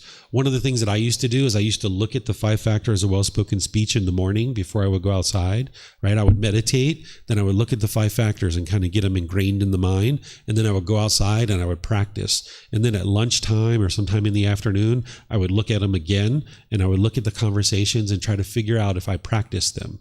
And where I was deficient, I would just improve. And where I had done good, I was like, all right, great, I'm doing that well. And then slowly but surely over time, I dialed this in closer and closer by refreshing my memory. Kind of 2 or 3 times a week, I would be doing that and looking at the 5 factors of well-spoken speech, especially if I knew I was going to be interacting with a lot of people that day. So you're going to need to refresh yourself through gradual training, gradual practice, and gradual progress. Right action. This is not causing harm through your bodily actions. All your bodily actions should be harmless, and you're going to need to be able to pay attention to that. And then developing a livelihood where you're sustaining your life by not causing harm to others. And the Buddha is giving you guidance on how to do this so that you can get to a occupation or a livelihood that you have enthusiasm and motivation and encouragement to do, where all day long you're just having fun, right? Like coming here this morning in the rain, you know, I had a big smile on my face, like, yeah, I'm going to go help people with the teachings of the Buddha, right? At no time was I thinking like, oh, it's raining, I should turn around and go back and I can't teach today.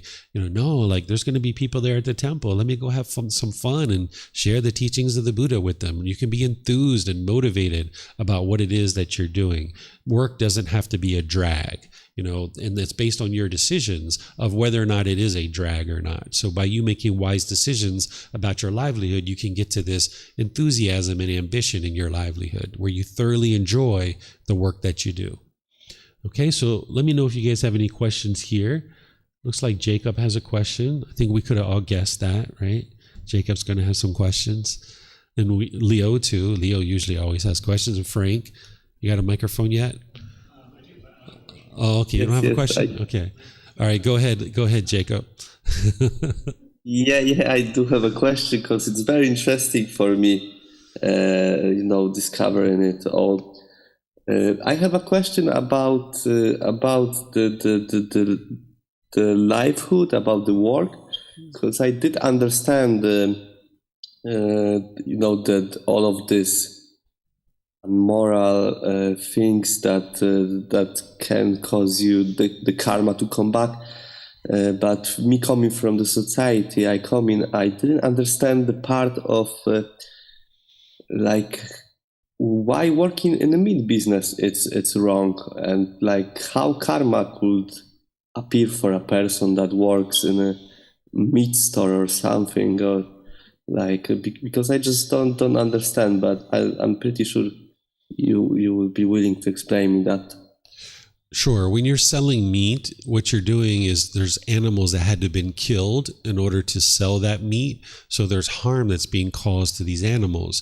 And now when you're doing that, this is where viruses and diseases can come from the animal realm into the human realm. This is the whole reason why COVID came about, is that apparently the way that this occurred is that there was a meat market where people were selling meat, and now the viruses came from the animals and jumped into the human realm. And this has occurred many times, not just with COVID, but this is where HIV came from, swine flu, bird flu, mad cow disease. All of these things is because of our interaction with animals. Disease and illnesses are making their way into the human realm. So while we have vaccines, and a lot of people have been able to take advantage of those and choose to do that, and okay, that's great that we have the vaccine, but that doesn't actually solve the root problem. There's countless diseases in the animal realm that are just waiting to make their way into the human realm if we continue to interact with animals in a way that we're killing them and then ingesting them and eating them.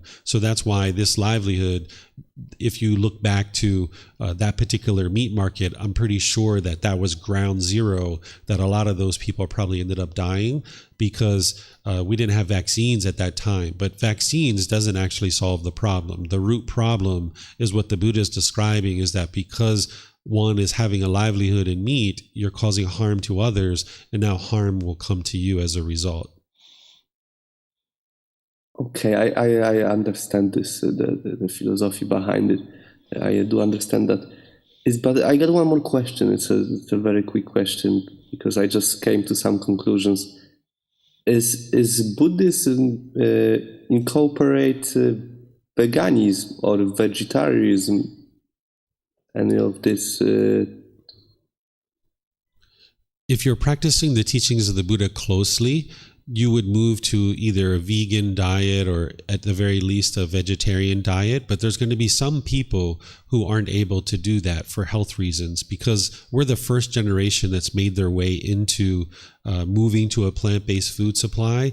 And a lot of people's bodies are dependent on meat in order to have certain minerals and vitamins, and even taking supplements, they're not able to sustain their life that way.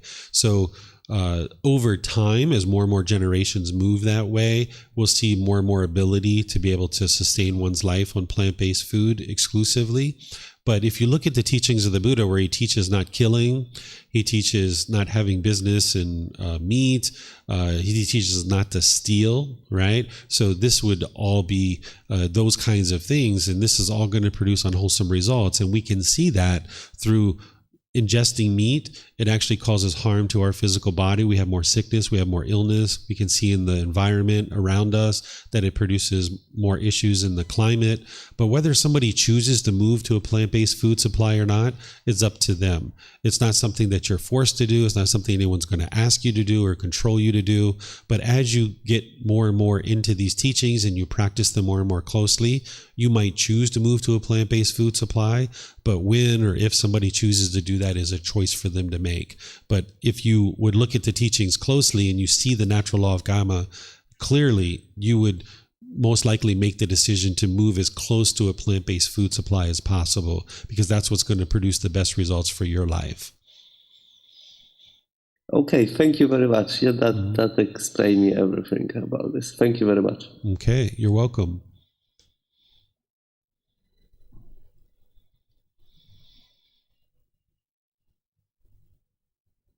Yeah, I would like to know.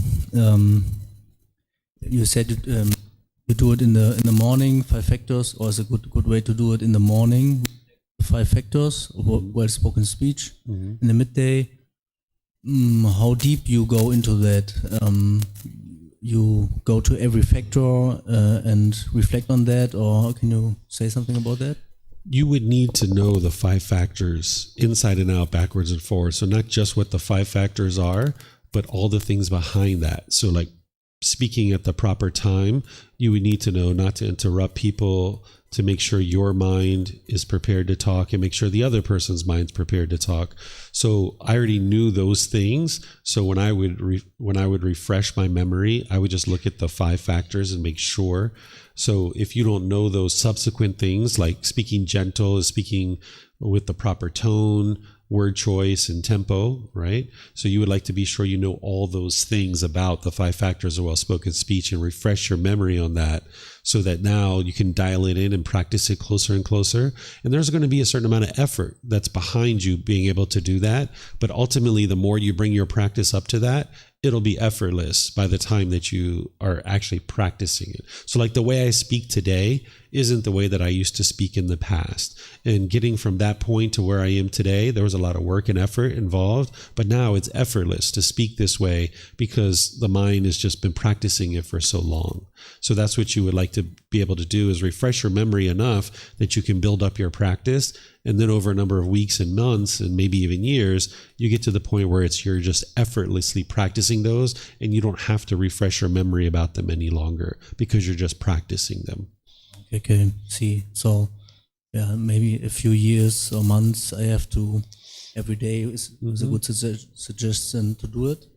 But then on some point it's so deep rooted in the mind that I don't need to reflect on it every day. Exactly. And what the Buddha taught his students to do during his lifetime is he taught them to discuss the teachings. Because remember, it's all oral. So to bring it up to the forefront of the mind, then his students were encouraged to talk about the teachings. And then when they had difficulties and complications, they would go get the Buddha to get clarification. So nowadays, you can talk amongst yourselves about the teachings. That's always nice. But you also have an added benefit that you have a book, you have a podcast, you have an audiobook, you have all these things, you have videos that you can use to refresh your own memory. It's not just talking with your classmates that would help you to do that. Mm-hmm.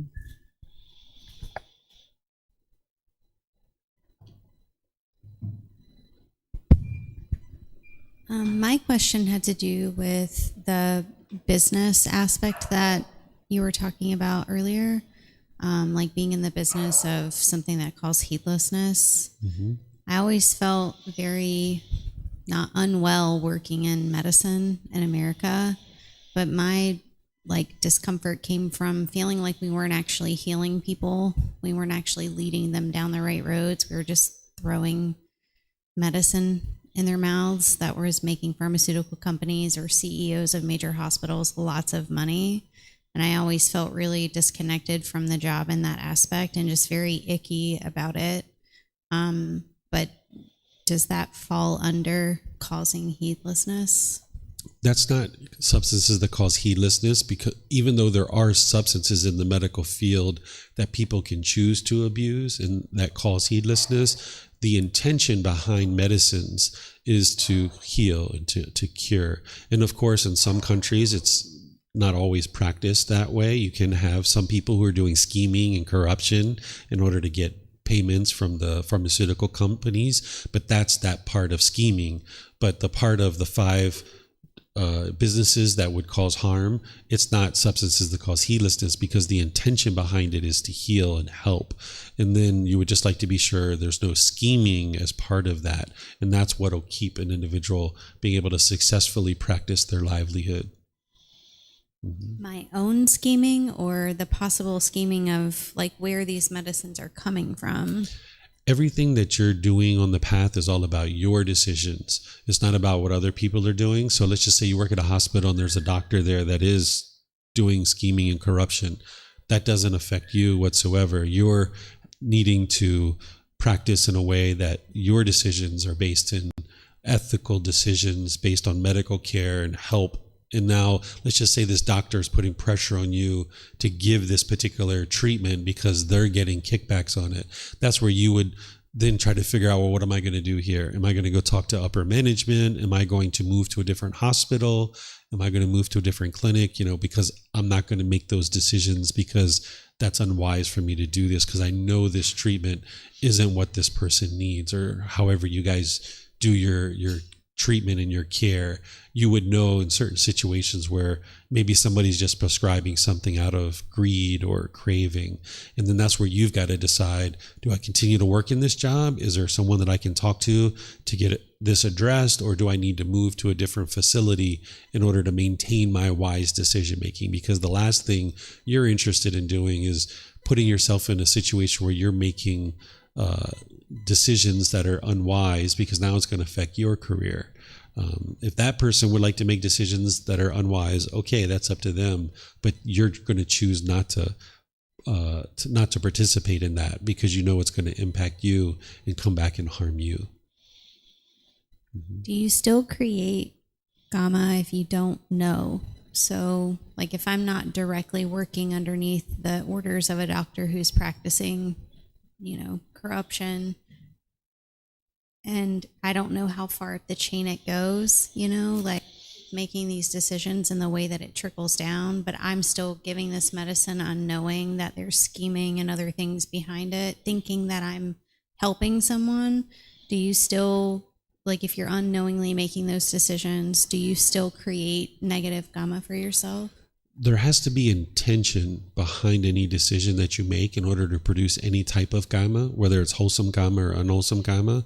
There has to be intention. So this is like if you were walking down the street and, like, let's just say a cockroach ran under your foot and you squashed it. There's no unwholesome karma there because there was no intention to kill. You're not walking around with hatred and anger and stomping on, crushing beings. That would have intention. Now your hatred's coming up, and now that's going to have an impact to you.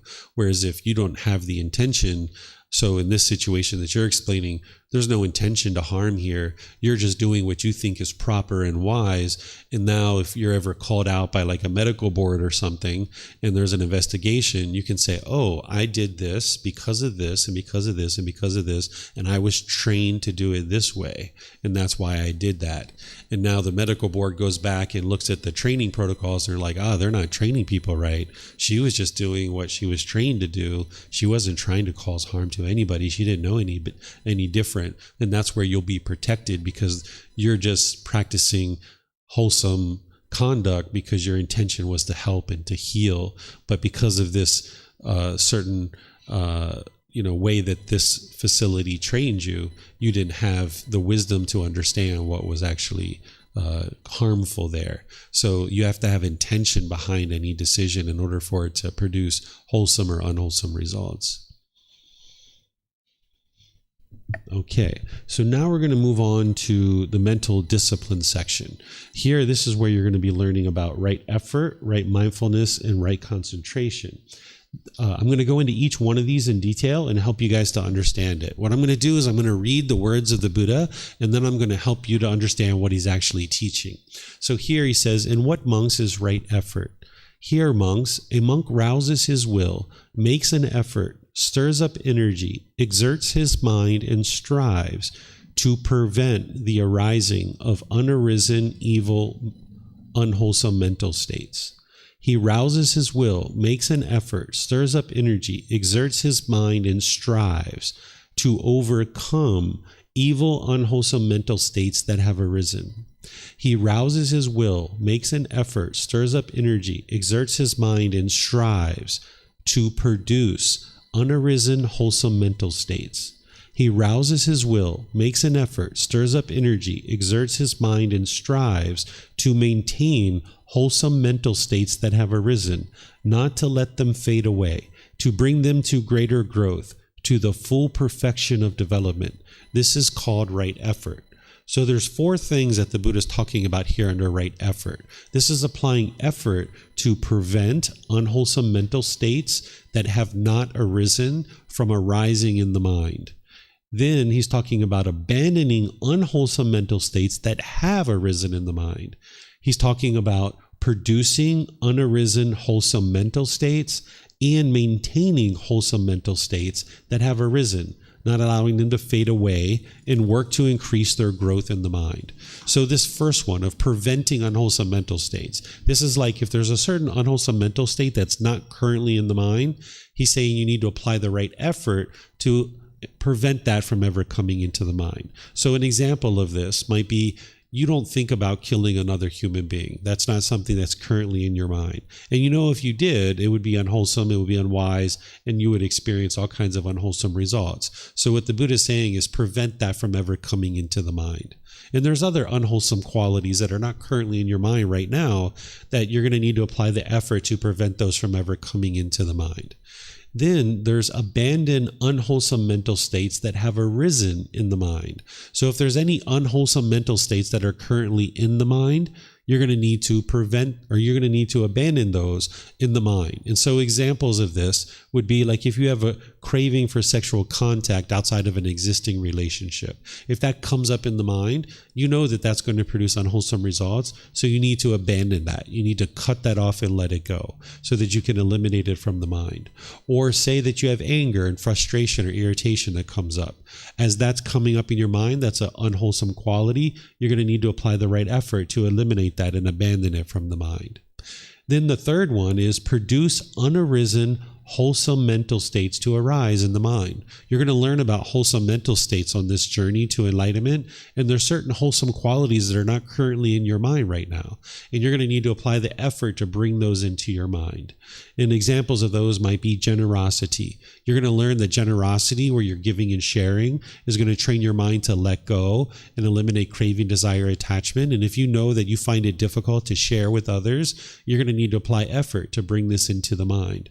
Or maybe compassion. Compassion is the concern for the misfortune of others, where maybe you're indifferent and you could care less what happens to other people. You're going to need to apply the effort to bring that into the mind, where you can have this compassion and the concern for the misfortune of others. And it's going to not just happen magically or automatically. You're going to need to apply the effort to bring this wholesome quality into the mind.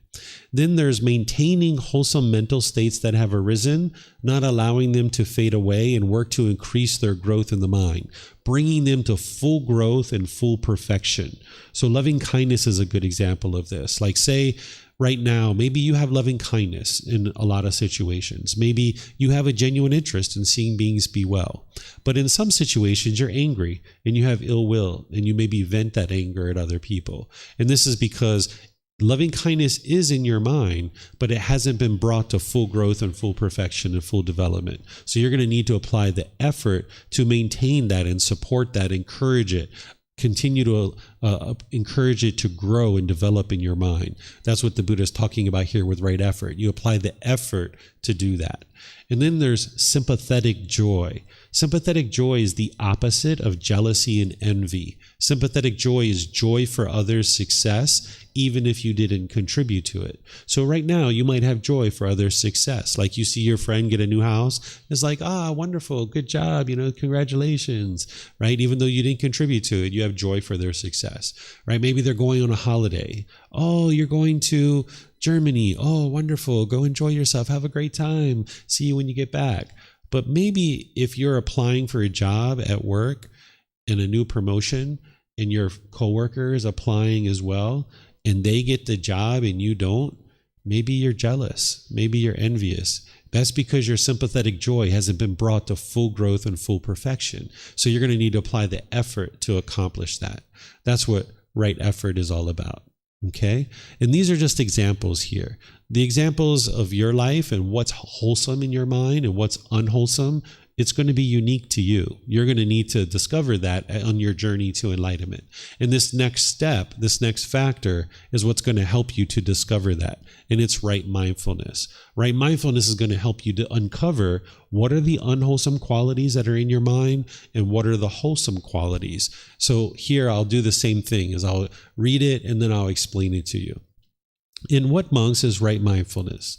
Here, monks, a monk resides reflecting on body as body, dedicated, clearly aware and mindful, having put aside craving and worry for the world. He resides reflecting on feelings as feelings, dedicated, clearly aware and mindful, having put aside craving and worry for the world. He resides reflecting on mind as mind, dedicated, clearly aware and mindful, having put aside craving and worry for the world. He resides reflecting on mental objects as mental objects, dedicated, clearly aware and mindful, having put aside craving and worry for the world. This is called right mindfulness. So what he's talking about here in general is having awareness of mind. But more specifically, he's talking about the 4 foundations of mindfulness. But first, if you're new to the path to enlightenment, you might just start practicing this one as awareness of mind. You're going to need to have awareness of what's going on in your mind. Because in the unenlightened state, we tend to not have awareness. We just kind of plow through the world, knocking down trees and burning up the forest. And we start smelling smoke and we're like, who lit the fire? We look behind us and there's all these trees knocked down. We're like, what the heck happened? Who did that? Right? It's your own mind that's making all these unwise decisions. And now maybe our life is having all this calamity, right? So you're going to need to start off with just practicing general awareness of the mind. And keep in mind that when you hear this word being used in modern conversations, oftentimes people aren't using it in the way that the Buddha used it. Someone might say, can you mindfully carry this glass of water to that table? What they're really saying is, can you carefully carry this glass of water? They're not saying what we're talking about here, which is having awareness of your mind. So even though other people might use it in a certain way, it's important that you understand what mindfulness means, which is awareness of mind. But more specifically, what you would ultimately like to develop is what's called the 4 foundations of mindfulness, where you're aware of the bodily sensations, the feelings, the condition of the mind, and the mental objects. When we talk about bodily sensations, what I'm talking about here is those bodily sensations that are occurring before your mind becomes discontent.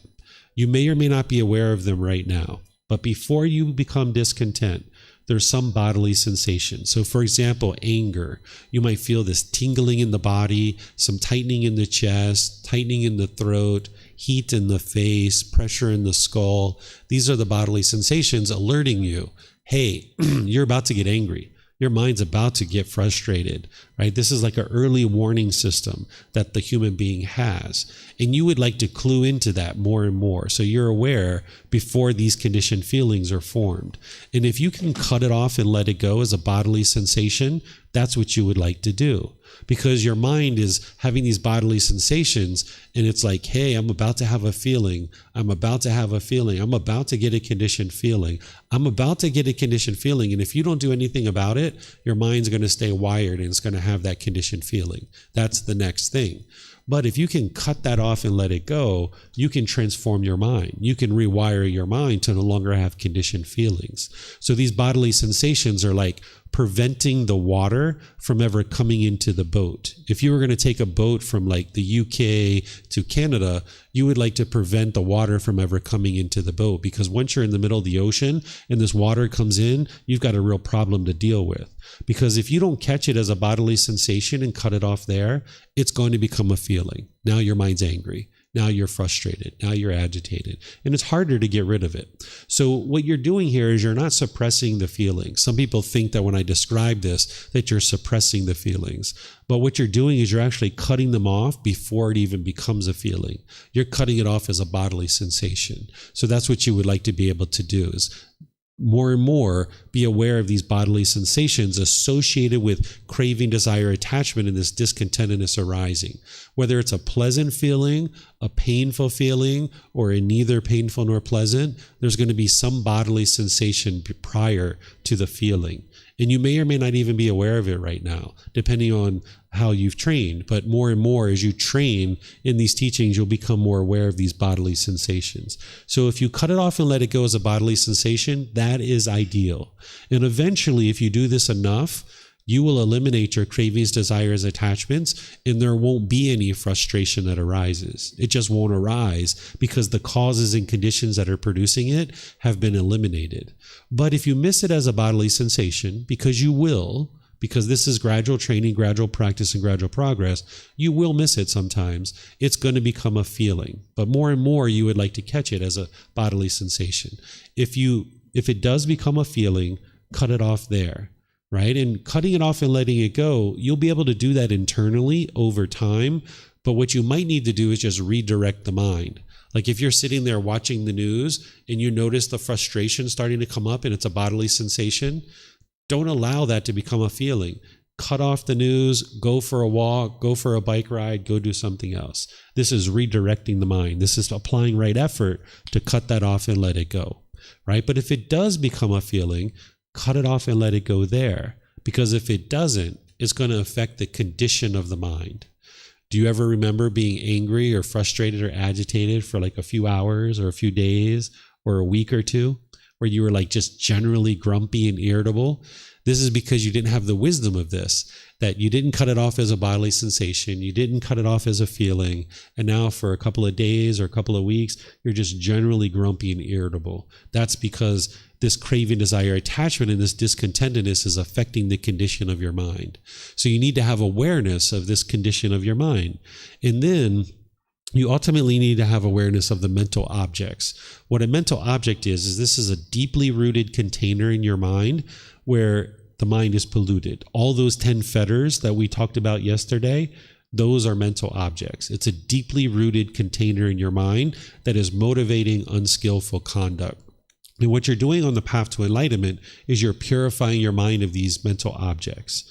In this retreat that's coming up in August, I'm going to be teaching you all those individual fetters in detail about what it is, what the symptoms are, how to eliminate it, and how to know that you're eliminating it. So that's part of developing your mindfulness around these mental objects, is you need to know what they are and what the symptoms are, because then when the symptoms are arising, you can spot it. So for example, if you become arrogant or prideful, that's not a feeling. That's coming from the mental object of conceit, right? And if you see that coming up, oh my goodness, there's that arrogance, there's that boastfulness, then you're having awareness of mind of the mental objects. And now you cut that off and let it go, right? You don't allow the mind to be conceitful, because if you just allow it to dwell in that conceit, then the mind's going to just keep staying wired that way. So you would like to break that up and let it go. And that's applying right mindfulness to have awareness of these 4 foundations of mindfulness, and then applying right effort to cut it off and let it go. What's going to help you to accomplish this is right concentration. All 3 of these factors, as well as all the others in the Eightfold Path, are working together. I'm not going to read this to you, because what the Buddha is teaching you here is he's teaching you about the jhanas. The jhanas are these preliminary phases that the mind goes through before you get to the first stage of enlightenment. And you're going to need to know this at a certain time. So I do teach this in various courses and classes, but right here, rather than teach you this, I'm going to teach you what the Buddha teaches about how to practice right concentration. Because here what he's describing is the results. That if you practice the Eightfold Path closely, you're going to start experiencing these results. And you're going to need to know this at a certain time, but right now is not the right time. Right now, what you need to know is, how do I practice the right concentration? So in other teachings, he teaches you that. The way you practice right concentration is you develop a daily meditation practice, and you practice singleness of mind in day-to-day life. The daily meditation practice is your breathing mindfulness meditation and your loving kindness meditation. That's why this afternoon, we're going to focus on breathing mindfulness meditation, making sure you know the ins and outs of that. And what you would like to gradually build up to is 2 or 3 sessions per day for 30 minutes or more, realizing that this is going to take about 6 months, a year, maybe even 2 years to build up to that level of frequency and that duration. Right now, there might be certain unbeneficial things that you need to clear out of your life in order to build up to that. And slowly but surely, you can do that. So that's what you would ultimately like to build up to, is this breathing mindfulness meditation, where what that's doing is you're not working to eliminate your thoughts. You're actually cutting off and letting go, training the mind to let go of craving, desire, attachment, so that now when you notice those bodily sensations with your mindfulness, you can apply right effort to cut it off and let it go. But if you weren't doing breathing mindfulness meditation, you wouldn't be able to cut it off and let it go, because you're not going to be able to see it with your mindfulness, and you're not going to be able to apply right effort to cut it off. So your right concentration is honing the mind to have concentration and focus, so that when these bodily sensations associated with discontentedness are arising, you can cut it off and let it go.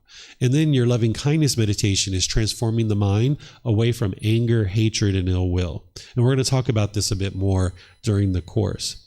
But then you would also like to be practicing singleness of mind. What singleness of mind is where you're just doing one thing at a time. You might have actually been taught to multitask. The mind actually can't multitask. It's not possible. You can only do one thing at a time. What the mind's actually doing is it's rapidly cycling from thing to thing to thing to thing to thing. So if you're watching TV, you're talking on the phone, and you're eating a sandwich, you're not actually doing all 3 things at one time. You're watching TV for a few seconds, you're talking on the phone for a few seconds, you're eating your sandwich for a few seconds. Your mind's rapidly cycling. And if you're doing this at work all day long, this is why when you get home, you have a hard time relaxing. You feel stressed, you feel anxiety, because your mind's like a racehorse. If you ever see a racehorse that just races and runs around the track, when it goes to the barn, it can't calm down. It's just like really like high energy because it's so used to racing around the track all the time. So if your mind's doing that 8, 10, or 12 hours a day where you're just bouncing around from thing to thing to thing to thing to thing, you'll find it very challenging to relax when you get home. So what you would like to do is just do one thing at a time.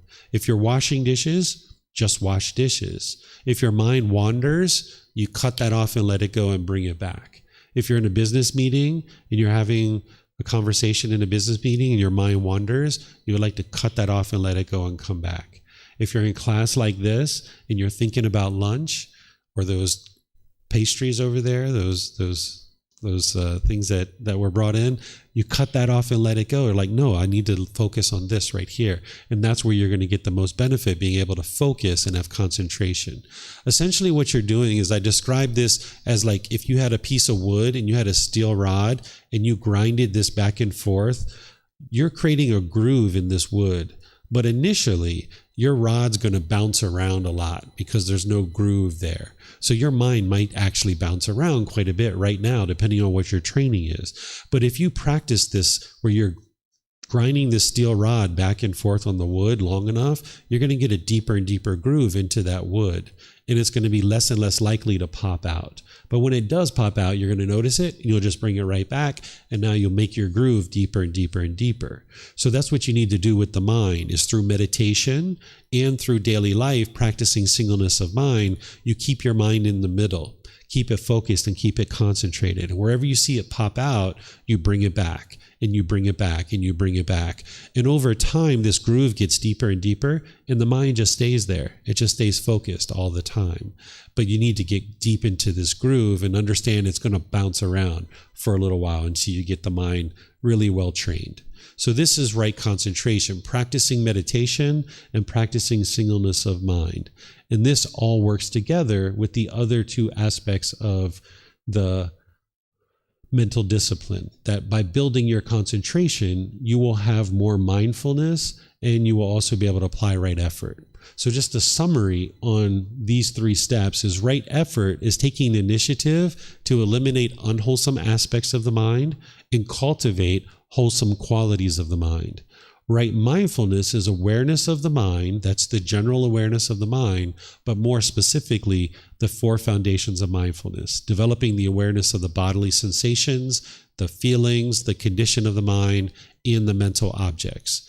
And then right concentration is practicing your meditation and developing singleness of mind to the point where the mind starts experiencing these jhanas, these preliminary phases that the mind goes through on its way to the first stage of enlightenment. Okay, so this is the mental discipline section. And all of this is working together. First, you need to build your wisdom, you're building your moral conduct, and at the same time, you're building your mental discipline. You're dialing all 8 of these in closer and closer and closer. So any questions on this?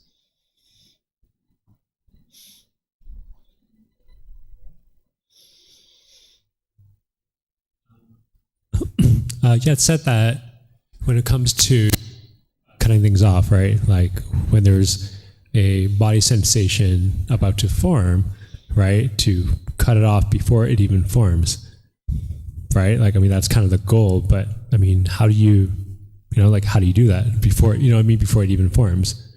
No, you're cutting it off when you notice the bodily sensation. Okay. But before it becomes a feeling. That's what you would like to cut it off. If you can get to the point where you can easily notice the bodily sensations associated with conditioned feelings that are arising, and you can easily cut them off, you're very close to enlightenment. About another year to 3 years, you're going to get to enlightenment at that point. But initially, you're not going to have full awareness of the bodily sensations. Sometimes it's going to be a feeling, sometimes, perhaps. But depending on where you are in your practice, you would like to get to the point where you notice it as a bodily sensation sooner and sooner, and you cut it off and let it go at that point. And that's where you're knocking down the craving, and you're knocking down the craving, and you're knocking down the craving. Every time the mind's like, I'm going to have a conditioned feeling, I'm going to have a conditioned feeling. You're like, nope, no, you're not. I'm not going to let you. And then the mind does it again. You're like, choo, choo, choo, choo. And eventually the mind's retrained and it doesn't form this conditioned feeling anymore. It stops forming feelings based on some condition. So there won't be any bodily sensations arising. But as long as those bodily sensations are arising, it means there's craving, desire, attachment in the mind. And by you cutting it off as a bodily sensation, it's like taking this wild bush and you're cutting it back and cutting it back and cutting it back and cutting it back until finally you uproot it. And now it won't grow anymore because you've uprooted it. So when you uproot these cravings out of the mind, they won't ever produce discontentedness again. So part of uprooting it is cutting it back and cutting it back as a bodily sensation. But sometimes, depending on where you are in your practice, it might become a feeling, but just cut that off and don't let the mind dwell in that conditioned feeling. And then, I mean, so like practically speaking, right? Like, is it like, hey, like just say if I'm starting to feel, I don't know, anger or something, right? And I'm starting to notice that body sensation, can anger, I don't know, maybe my fists are tightening up, that kind of thing. So like more from a mechanical, kind of more specific instruction perspective, is that more of a like, hey, I'm noticing this, I'm just going to, I don't know, shake out my hands, or I'm going to install a different emotion. Like I'm going to almost like force myself to be, I don't know, joyful, or like, do you know what I mean? Like, because like at this stage, I don't know if I'm necessarily able to just kind of cut it off and feel nothing. So it's almost like, do I kind of, like wallpaper over it with joy or a more wholesome quality? Yeah, you can do that. That's part of redirecting the mind. But the more you practice breathing mindfulness meditation in generosity, you will be able to cut it off and let it go. That's the accumulation of the benefits of practicing consistently breathing mindfulness meditation and generosity. You'll be able to cut them off and let them go. But in the meantime, you're going to need to redirect the mind. That's where you like go for a bike ride, you go for a walk, you cut off the news. This is like redirecting the mind. But eventually you'll be able to get to the point where you're watching the news, you'll notice the bodily sensation, and internally in your mind, you'll be able to cut it off and let it go. Just like when you're in meditation and your mind goes off the breath, and you let that go and come back to the breath, you'll be able to do that with this as well. Depending on how strong the cravings are, depending on where you are in your practice, you'll find that more and more challenging, but better and better as you train your mind with meditation and generosity, you'll be able to cut it off internally. But until you get to that point, redirect your mind to something else. But you're not eliminating one emotion by bringing in another emotion, right? That would be like trying to cover up one conditioned feeling with another conditioned feeling. Instead, you're trying to cut off and let go of the arising of whatever this conditioned feeling is. So that's where you're redirecting the mind to let go of whatever it is. So that's why physically turning off the news, getting up and leaving out of the room, going for a walk, it's taking the mind in a different direction and not letting it sit there and dwell in that situation. Right, but and you're not going to be able to do it easily right at the beginning. Mm-hmm.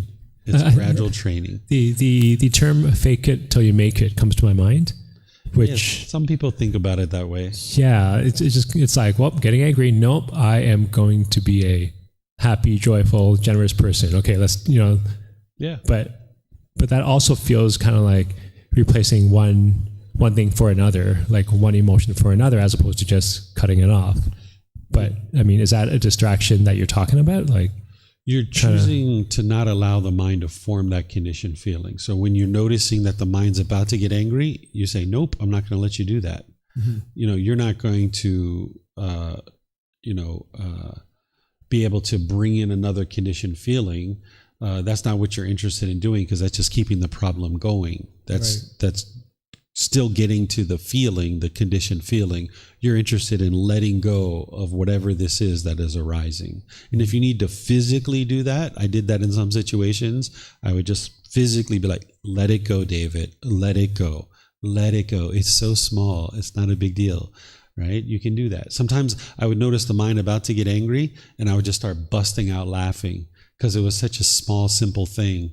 And I was just like, you're so silly. This is impermanence. What are you doing? I would just bust out laughing, right? But I'm not replacing that feeling that is about to arise with another feeling. It's just cutting it off and letting it go. Okay, thanks. Mm-hmm. You're welcome. Mm-hmm.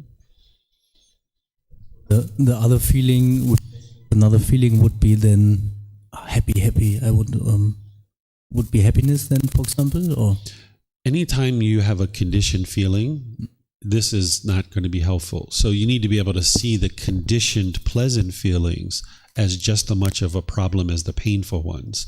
We typically don't see it that way because with craving, desire, attachment, the mind wants that excitement. It wants that conditional happiness. But you got to see that as just as much of the problem because it's temporary. It arises, it changes, and it fades away.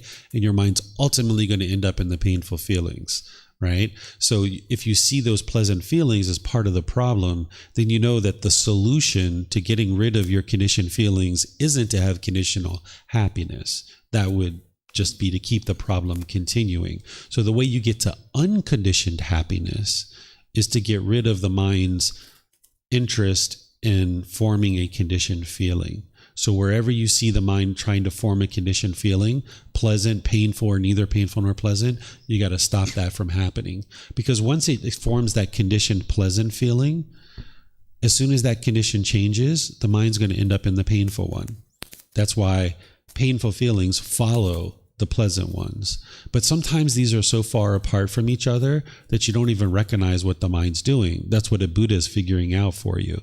That say you get that job that you really enjoy, you're so excited about it and you really like it, you work so hard to get it, and now you're so excited that you got that job. But now say 3 years later, 5 years later, you lose that job.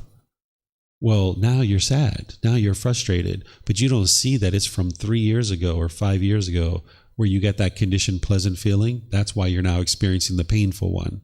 So sometimes they're so far apart from each other, you don't even recognize what's causing it. So if you see the pleasant conditioned feelings as part of the problem, that's the way to get rid of the painful ones.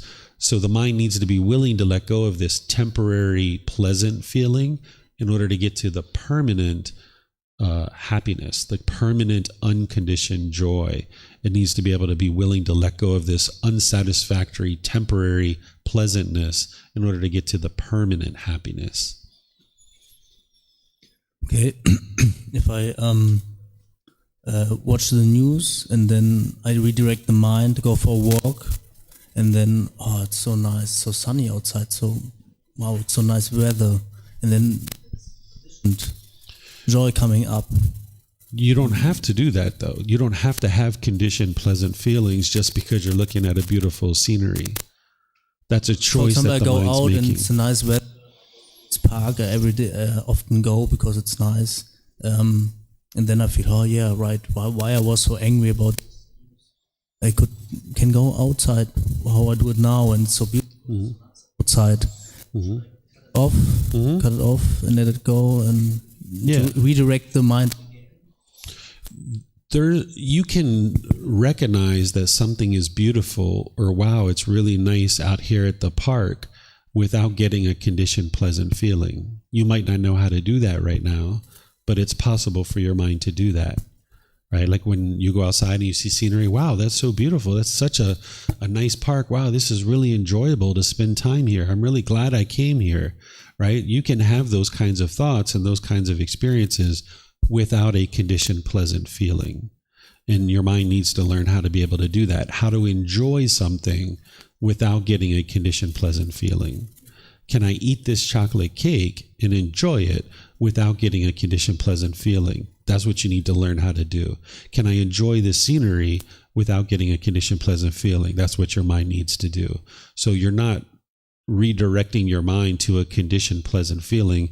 That would just keep the problem going. And also another question.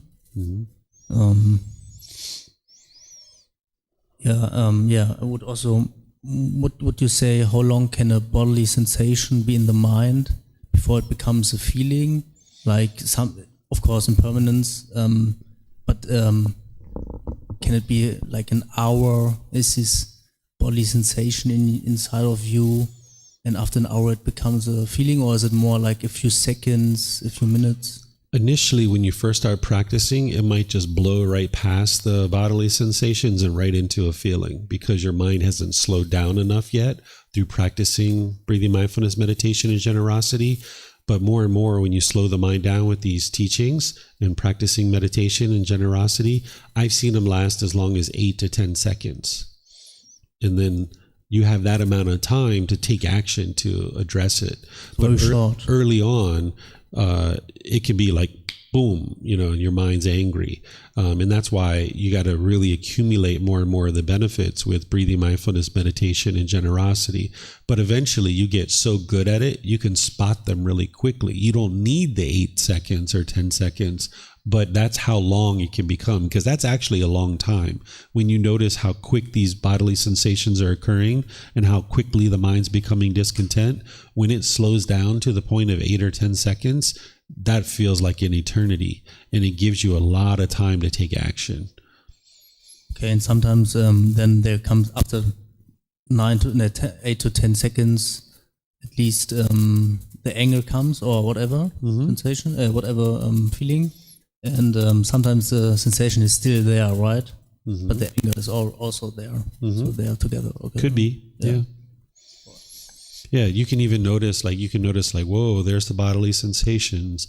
There they are. And then, boom, now you feel the anger in the mind. You can slow the mind down to that point that you can observe it that closely with your mindfulness.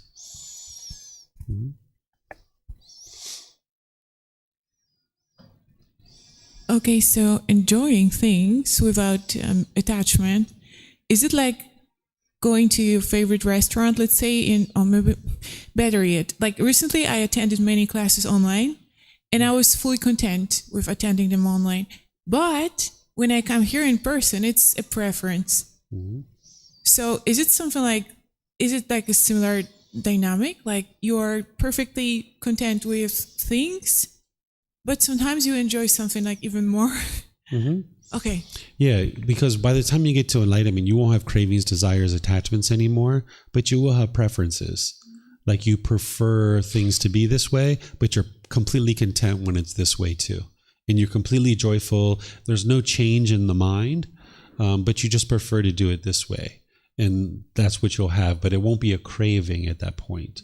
It'll just be a preference of what you would like to see occur. Like I prefer to come to class, but where I can't, I'll do it online, and that's completely fine with me.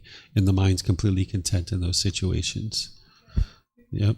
That's where, like, when you go to the restaurant, I prefer to have that piece of chocolate cake, and I would like to have that piece of chocolate cake, but if it's not there, that's okay too. I can eat apple pie or just have no dessert at all. Right? And that's fine too. So that's where you have a preference for something, but you're completely fine when it's not there. And that's how you know it's not a craving, desire, attachment, because there's no conditioned feeling as a result. Question? I was wondering if you would elaborate on I'm still having a hard time with like the happiness or excitement aspect of discontentedness, because like he was saying, like you go to a park and it's beautiful and you're enjoying it. How do you keep that from becoming a feeling that's going to eventually lead to discontentedness? Yeah, so you need to be aware of the bodily sensation. Even with the pleasant feelings, there's bodily sensations. For me, it used to be like tingling across the back of the shoulders and the back of the neck and up through the skull. And when you're aware of those, you got to cut them off and let it go. Like, oh, here comes that pleasant feeling. And now with your wisdom to know the painful feelings waiting for you around the corner, then you know, like, nope, I'm not going to let you do that. So you go to the park, you start noticing that tingling across the back of your shoulders. Nope, not going to let you do that. Not going to let you do that. Nope. You cut that off. So then you just sit there and you enjoy the park. Like, wow, it's so beautiful here. I like that fountain. It's real nice how all the families are walking together. Oh, this is beautiful. This is wonderful. And then when it's done, it's done. You walk away. It's over. right? Where when there's craving in the mind, it's like, oh, we got to leave the park. Oh, I want to be here all day. Why do we have to leave? Oh, it's raining. Oh, this is the mind moaning and groaning. The Buddha calls it beating your chest, right? Where you're beating your chest and like, oh, like, you know, you're grieving and moaning because the mind's still holding on. Whereas if you understand, like when you go to this park, you can enjoy it, but that is impermanent, and don't cling to it. Just enjoy it, have fun for whatever is there. And if you need to leave because it's raining, no big deal. This park is impermanent.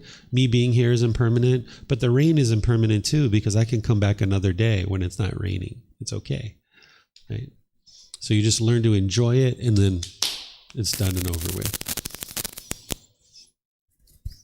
Okay, sun is on my face, and I'm like, oh, that's nice. Then, okay. Yeah, it's nice having that sun, really nice, but you don't cling to it because the clouds are going to come and block that sun, and now you're going to be frustrated. I can a bit indulge in this feeling of the sun on my, for example, I lying on the beach and the sun is here, and I like, okay, it's nice sensation on the face. I do it a few minutes, and then okay, now it's enough, done. Like you're not indulging in the feeling, because whenever we talk about feelings, that's a conditioned feeling. You're not indulging in that. You're just enjoying the sun. Like, wow, this is great that the sun's shining. I meant the sensation of the sun is shining on the body, right? The heat. Maybe I enjoy the heat. Yeah, this is nice. I just lie on. Okay, this is it's okay, right? Yeah, it's nice. Oh, that feels great. Okay, but your mind should know this is impermanent. Right. You got to always remind yourself of that, because right now your mind has certain cravings that you need to get rid of, but you also need to train your mind not to pick up new ones, right? Because you need to get really diligent in understanding a craving, desire, attachment, and see the mind getting ready to get attached to this thing, and you realize, no, this is unwise. I can't do that. I need to let it go. Don't allow the mind to acquire new cravings. It will acquire new cravings from here to enlightenment, but you need to get more and more diligent of letting go of your existing cravings and not picking up new ones, so that you can completely purify the mind and clean it out. So when you're sitting there with the sun and you're enjoying the sun, you might remind yourself, this is impermanent. It's not going to last forever, but I'll enjoy it while I'm here. And then when it's done and over with. So like, I enjoy spending time with you guys in class, but when it's done, it's done. Time to go. I need to go do something else. Now I'm going to go enjoy my motorbike ride to go home. And then when I get home, I'm going to enjoy my time with my son. And then when I'm done with my son, I'm going to enjoy my time in my room alone, doing the things that I do alone. And then when I'm done with that, I'm going to enjoy taking a shower and coming back to the temple, right? So each thing, you don't crave for things to be one way or the other. So therefore, you can enjoy everything. You can have joy. So is it a good way if, for example, lying on the beach, like the sun, and then somebody, I'm there with my friends and they say, Leo, we have to go back now, and I jump up and say, okay, let's go. Is it a good way? Yeah. Or is it smooth out slowly? You can do it either way. You can just say, okay, let's go. Or you can just say, I need to take my time, and you just take your time. It's up to you. You're going to do it differently each time.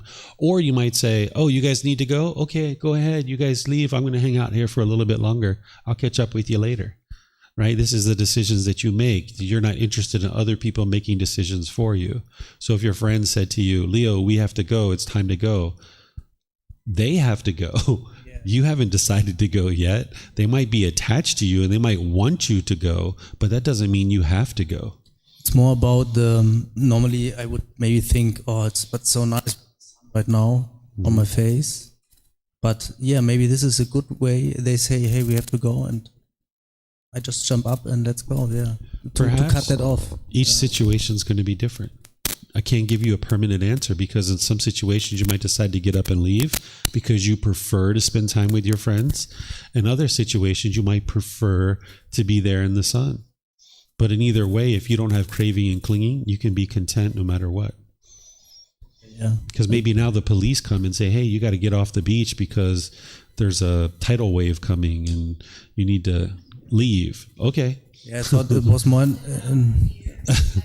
Yeah. Yeah, this was more example for the attachment to the sun on my face. And I'm thinking about how I make sure that I get not attached, or that this not becomes a new attachment. So that was my question. If I just jump up, let's go with the friends, that I'm not too much indulging in this. Oh, but it was so nice. There is the sun. So there's a certain amount of learning that you need to do, like in a classroom like this, and reflecting to independently verify it. But then you need to go out in the world and practice. And you got to be able to do that. So we can talk about it here all day about what you should do, but you just got to go out there and do it. So maybe you need to let go of asking so many questions. Right? Just let go and just practice. Because what you're doing is you're building up your wisdom so you can develop your life practice. And then you're practicing that way for several years as your mind's learning how to let go. And you're going to need to see how to do this. So I can explain it to you all day long, but you need to actually do it so you can see how it works and how your mind can stay content and joyful. Okay, we got our other questioner, Jacob. Go ahead, buddy. Thank you very much. It was very nice questions and very, very interesting answers. So I have this quick question. So, because I understand that stopping negative emotion can be done with this training, because I've been training that for a while myself, and me personally, I call it a sensation of feeling challenged. So there are times where I can feel sensation of being challenged that comes to me before the particular feelings occurs. And whatever this is, a sadness or anger, I understand you can observe that initial feeling of challenge and just stop it at that stage, or at the stage of feeling challenged before it turns into actual negative emotion. But what is hard for me to understand, because like I say, this is basically based on negative emotions. That's how I've been learning up to now. But how would you stop it that in a situation that contains positive emotion? Because I never experienced that. I never even thought of this before. So, for example, when someone tells an unexpected joke, right, and you laugh at someone's joke, how would you stop it? How enlightenment person will stop themselves from feeling entertainment and enjoyment and its effect that it's laughing at someone's joke in a situation? An enlightened being will laugh at jokes and have fun and enjoyment way more than an unenlightened being, but their mind doesn't experience conditioned pleasant feelings. You guys associate laughing and joking with pleasantness and conditioned happiness and excitement because that's all you know right now. But the more you train your mind in the way that I'm describing, you'll see that you can actually laugh and joke and have fun without a conditioned pleasant feeling. So if you've ever been in a social situation where you're laughing and joking and having fun, ha ha ha ha ha ha ha, and then when it's over, you feel sad and miserable because now your friends are leaving and now it doesn't feel good. This is because the mind's craving and clinging. But if you've ever been in a social situation where you're laughing and joking and having fun, and then when it's over, and you just move on to the next thing, that's what an enlightened being is able to do. That they're not longing, yearning to hold on to this experience, that they understand it's temporary, they just enjoy it for the present moment, and then they move on. Okay, I understand. Yeah, that makes a lot of sense. What about situation when I would be experiencing a good time with someone, and let's say they left, and I'm feeling good, but at times I'm coming back to this. Literally, at times after the situation, let's say for 1 hour, I remind myself, "Oh, that was a good joke, or that was a good fun, or something." That would be okay, or is that wouldn't really be good way on a way to alignment? Would you say that? Yeah, the mind in the enlightened mental state isn't going to dwell in that. So if you've had a really great experience with friends for like 3 or 4 hours and now it's over, the enlightened mind is just going to move on to the next thing. They're not going to be thinking back like, oh, that was so good. That was so wonderful. Wow, that was so enjoyable. They're not going to be dwelling in that for the next hour or 2 or 3. Instead, they're just going to enjoy it for the present moment, and then they're off to the next thing. And now they're enjoying that next thing too. But their mind isn't longing, yearning for the thing that happened a few hours ago. This is where the unenlightened mind is always thinking the grass is greener on the other side of the fence. It always wants to get to the other side of the fence. And then you get to the other side of the fence and you're like, it's not any greener over here than it was over there, right? So when you're experiencing more and more qualities of enlightenment, you'll just enjoy it for the present moment. It's done, it's over with, and then you move on. Okay, that's actually makes a lot of sense. It comes hand in hand with what we've been learning about being focused on present moment and mindfulness. Mm-hmm. So I'm starting to put the puzzles together. I would say it starts to make more sense for me. Yeah, because in that experience where you were enjoying it, you never grabbed onto it and you're never holding on to it. When it's time to move on, you don't have to let go, right? The problem isn't that you say, for example, if you're using Facebook or Instagram or something, the problem isn't that you're using it. The problem is that the mind won't let it go. Right? It picks it up and you sit there for 3 hours, 5 hours, and you just keep going and going and going. So the problem isn't that you use Facebook, because as you guys see, I use Facebook all the time. I use YouTube all the time to share these teachings, but my mind doesn't hold on to it. I'm able to set it down, right? So the mind, when it picks something up, it doesn't want to put it back down. So when you're enjoying that time with your friends, enjoy that time with your friends, but don't ever pick it up and try to hold on to it permanently. Understand that you're going to need to let this go, and you're going to need to walk away from this conversation and maintain your joy. And that's what you ultimately would like to work towards. Okay, thank you very much. Yeah, that makes lots of sense, because at one time I had this problem with Facebook as well, but I got rid of all social medias a few years ago. So by now I kind of trained my mind to not focus on these things. But it does make lots of sense about this letting it go, because if you don't let it go, then you probably will find very difficult to do this other thing that we spoke about, which is being solo-minded, solo-focused. Right. Because in other way, you will have to lay down and literally think about it, which will be waste of energy in some kind of way. So it does make a lot of sense that you will just have to move on, so you could focus fully on another thing that you will contribute to, or you will do. Exactly. If your mind's dwelling in what you were doing 3 hours ago, you're not focusing on single-mindedness, what you're doing right now. So that's why you need to get very comfortable at doing something. It's done and over with, and move on. Thank you very much. It helped me a lot. It helped me a lot to understand. Thank you, David. Good. You're welcome. All right. Let me just check to see if we have any other questions. Can I just tell Jacob something? Oh, maybe you guys can talk later. I was just gonna tell him that his smoke detector has a craving desire attachment for new batteries. The smoke detector? Oh, no, I didn't. No. All right. So now is basically 12:45. So we're going to take a lunch break here. Normally we take an hour and a half, but since we had a longer conversation, are you guys okay with shortening our lunch? Anybody have an attachment to an hour and a half?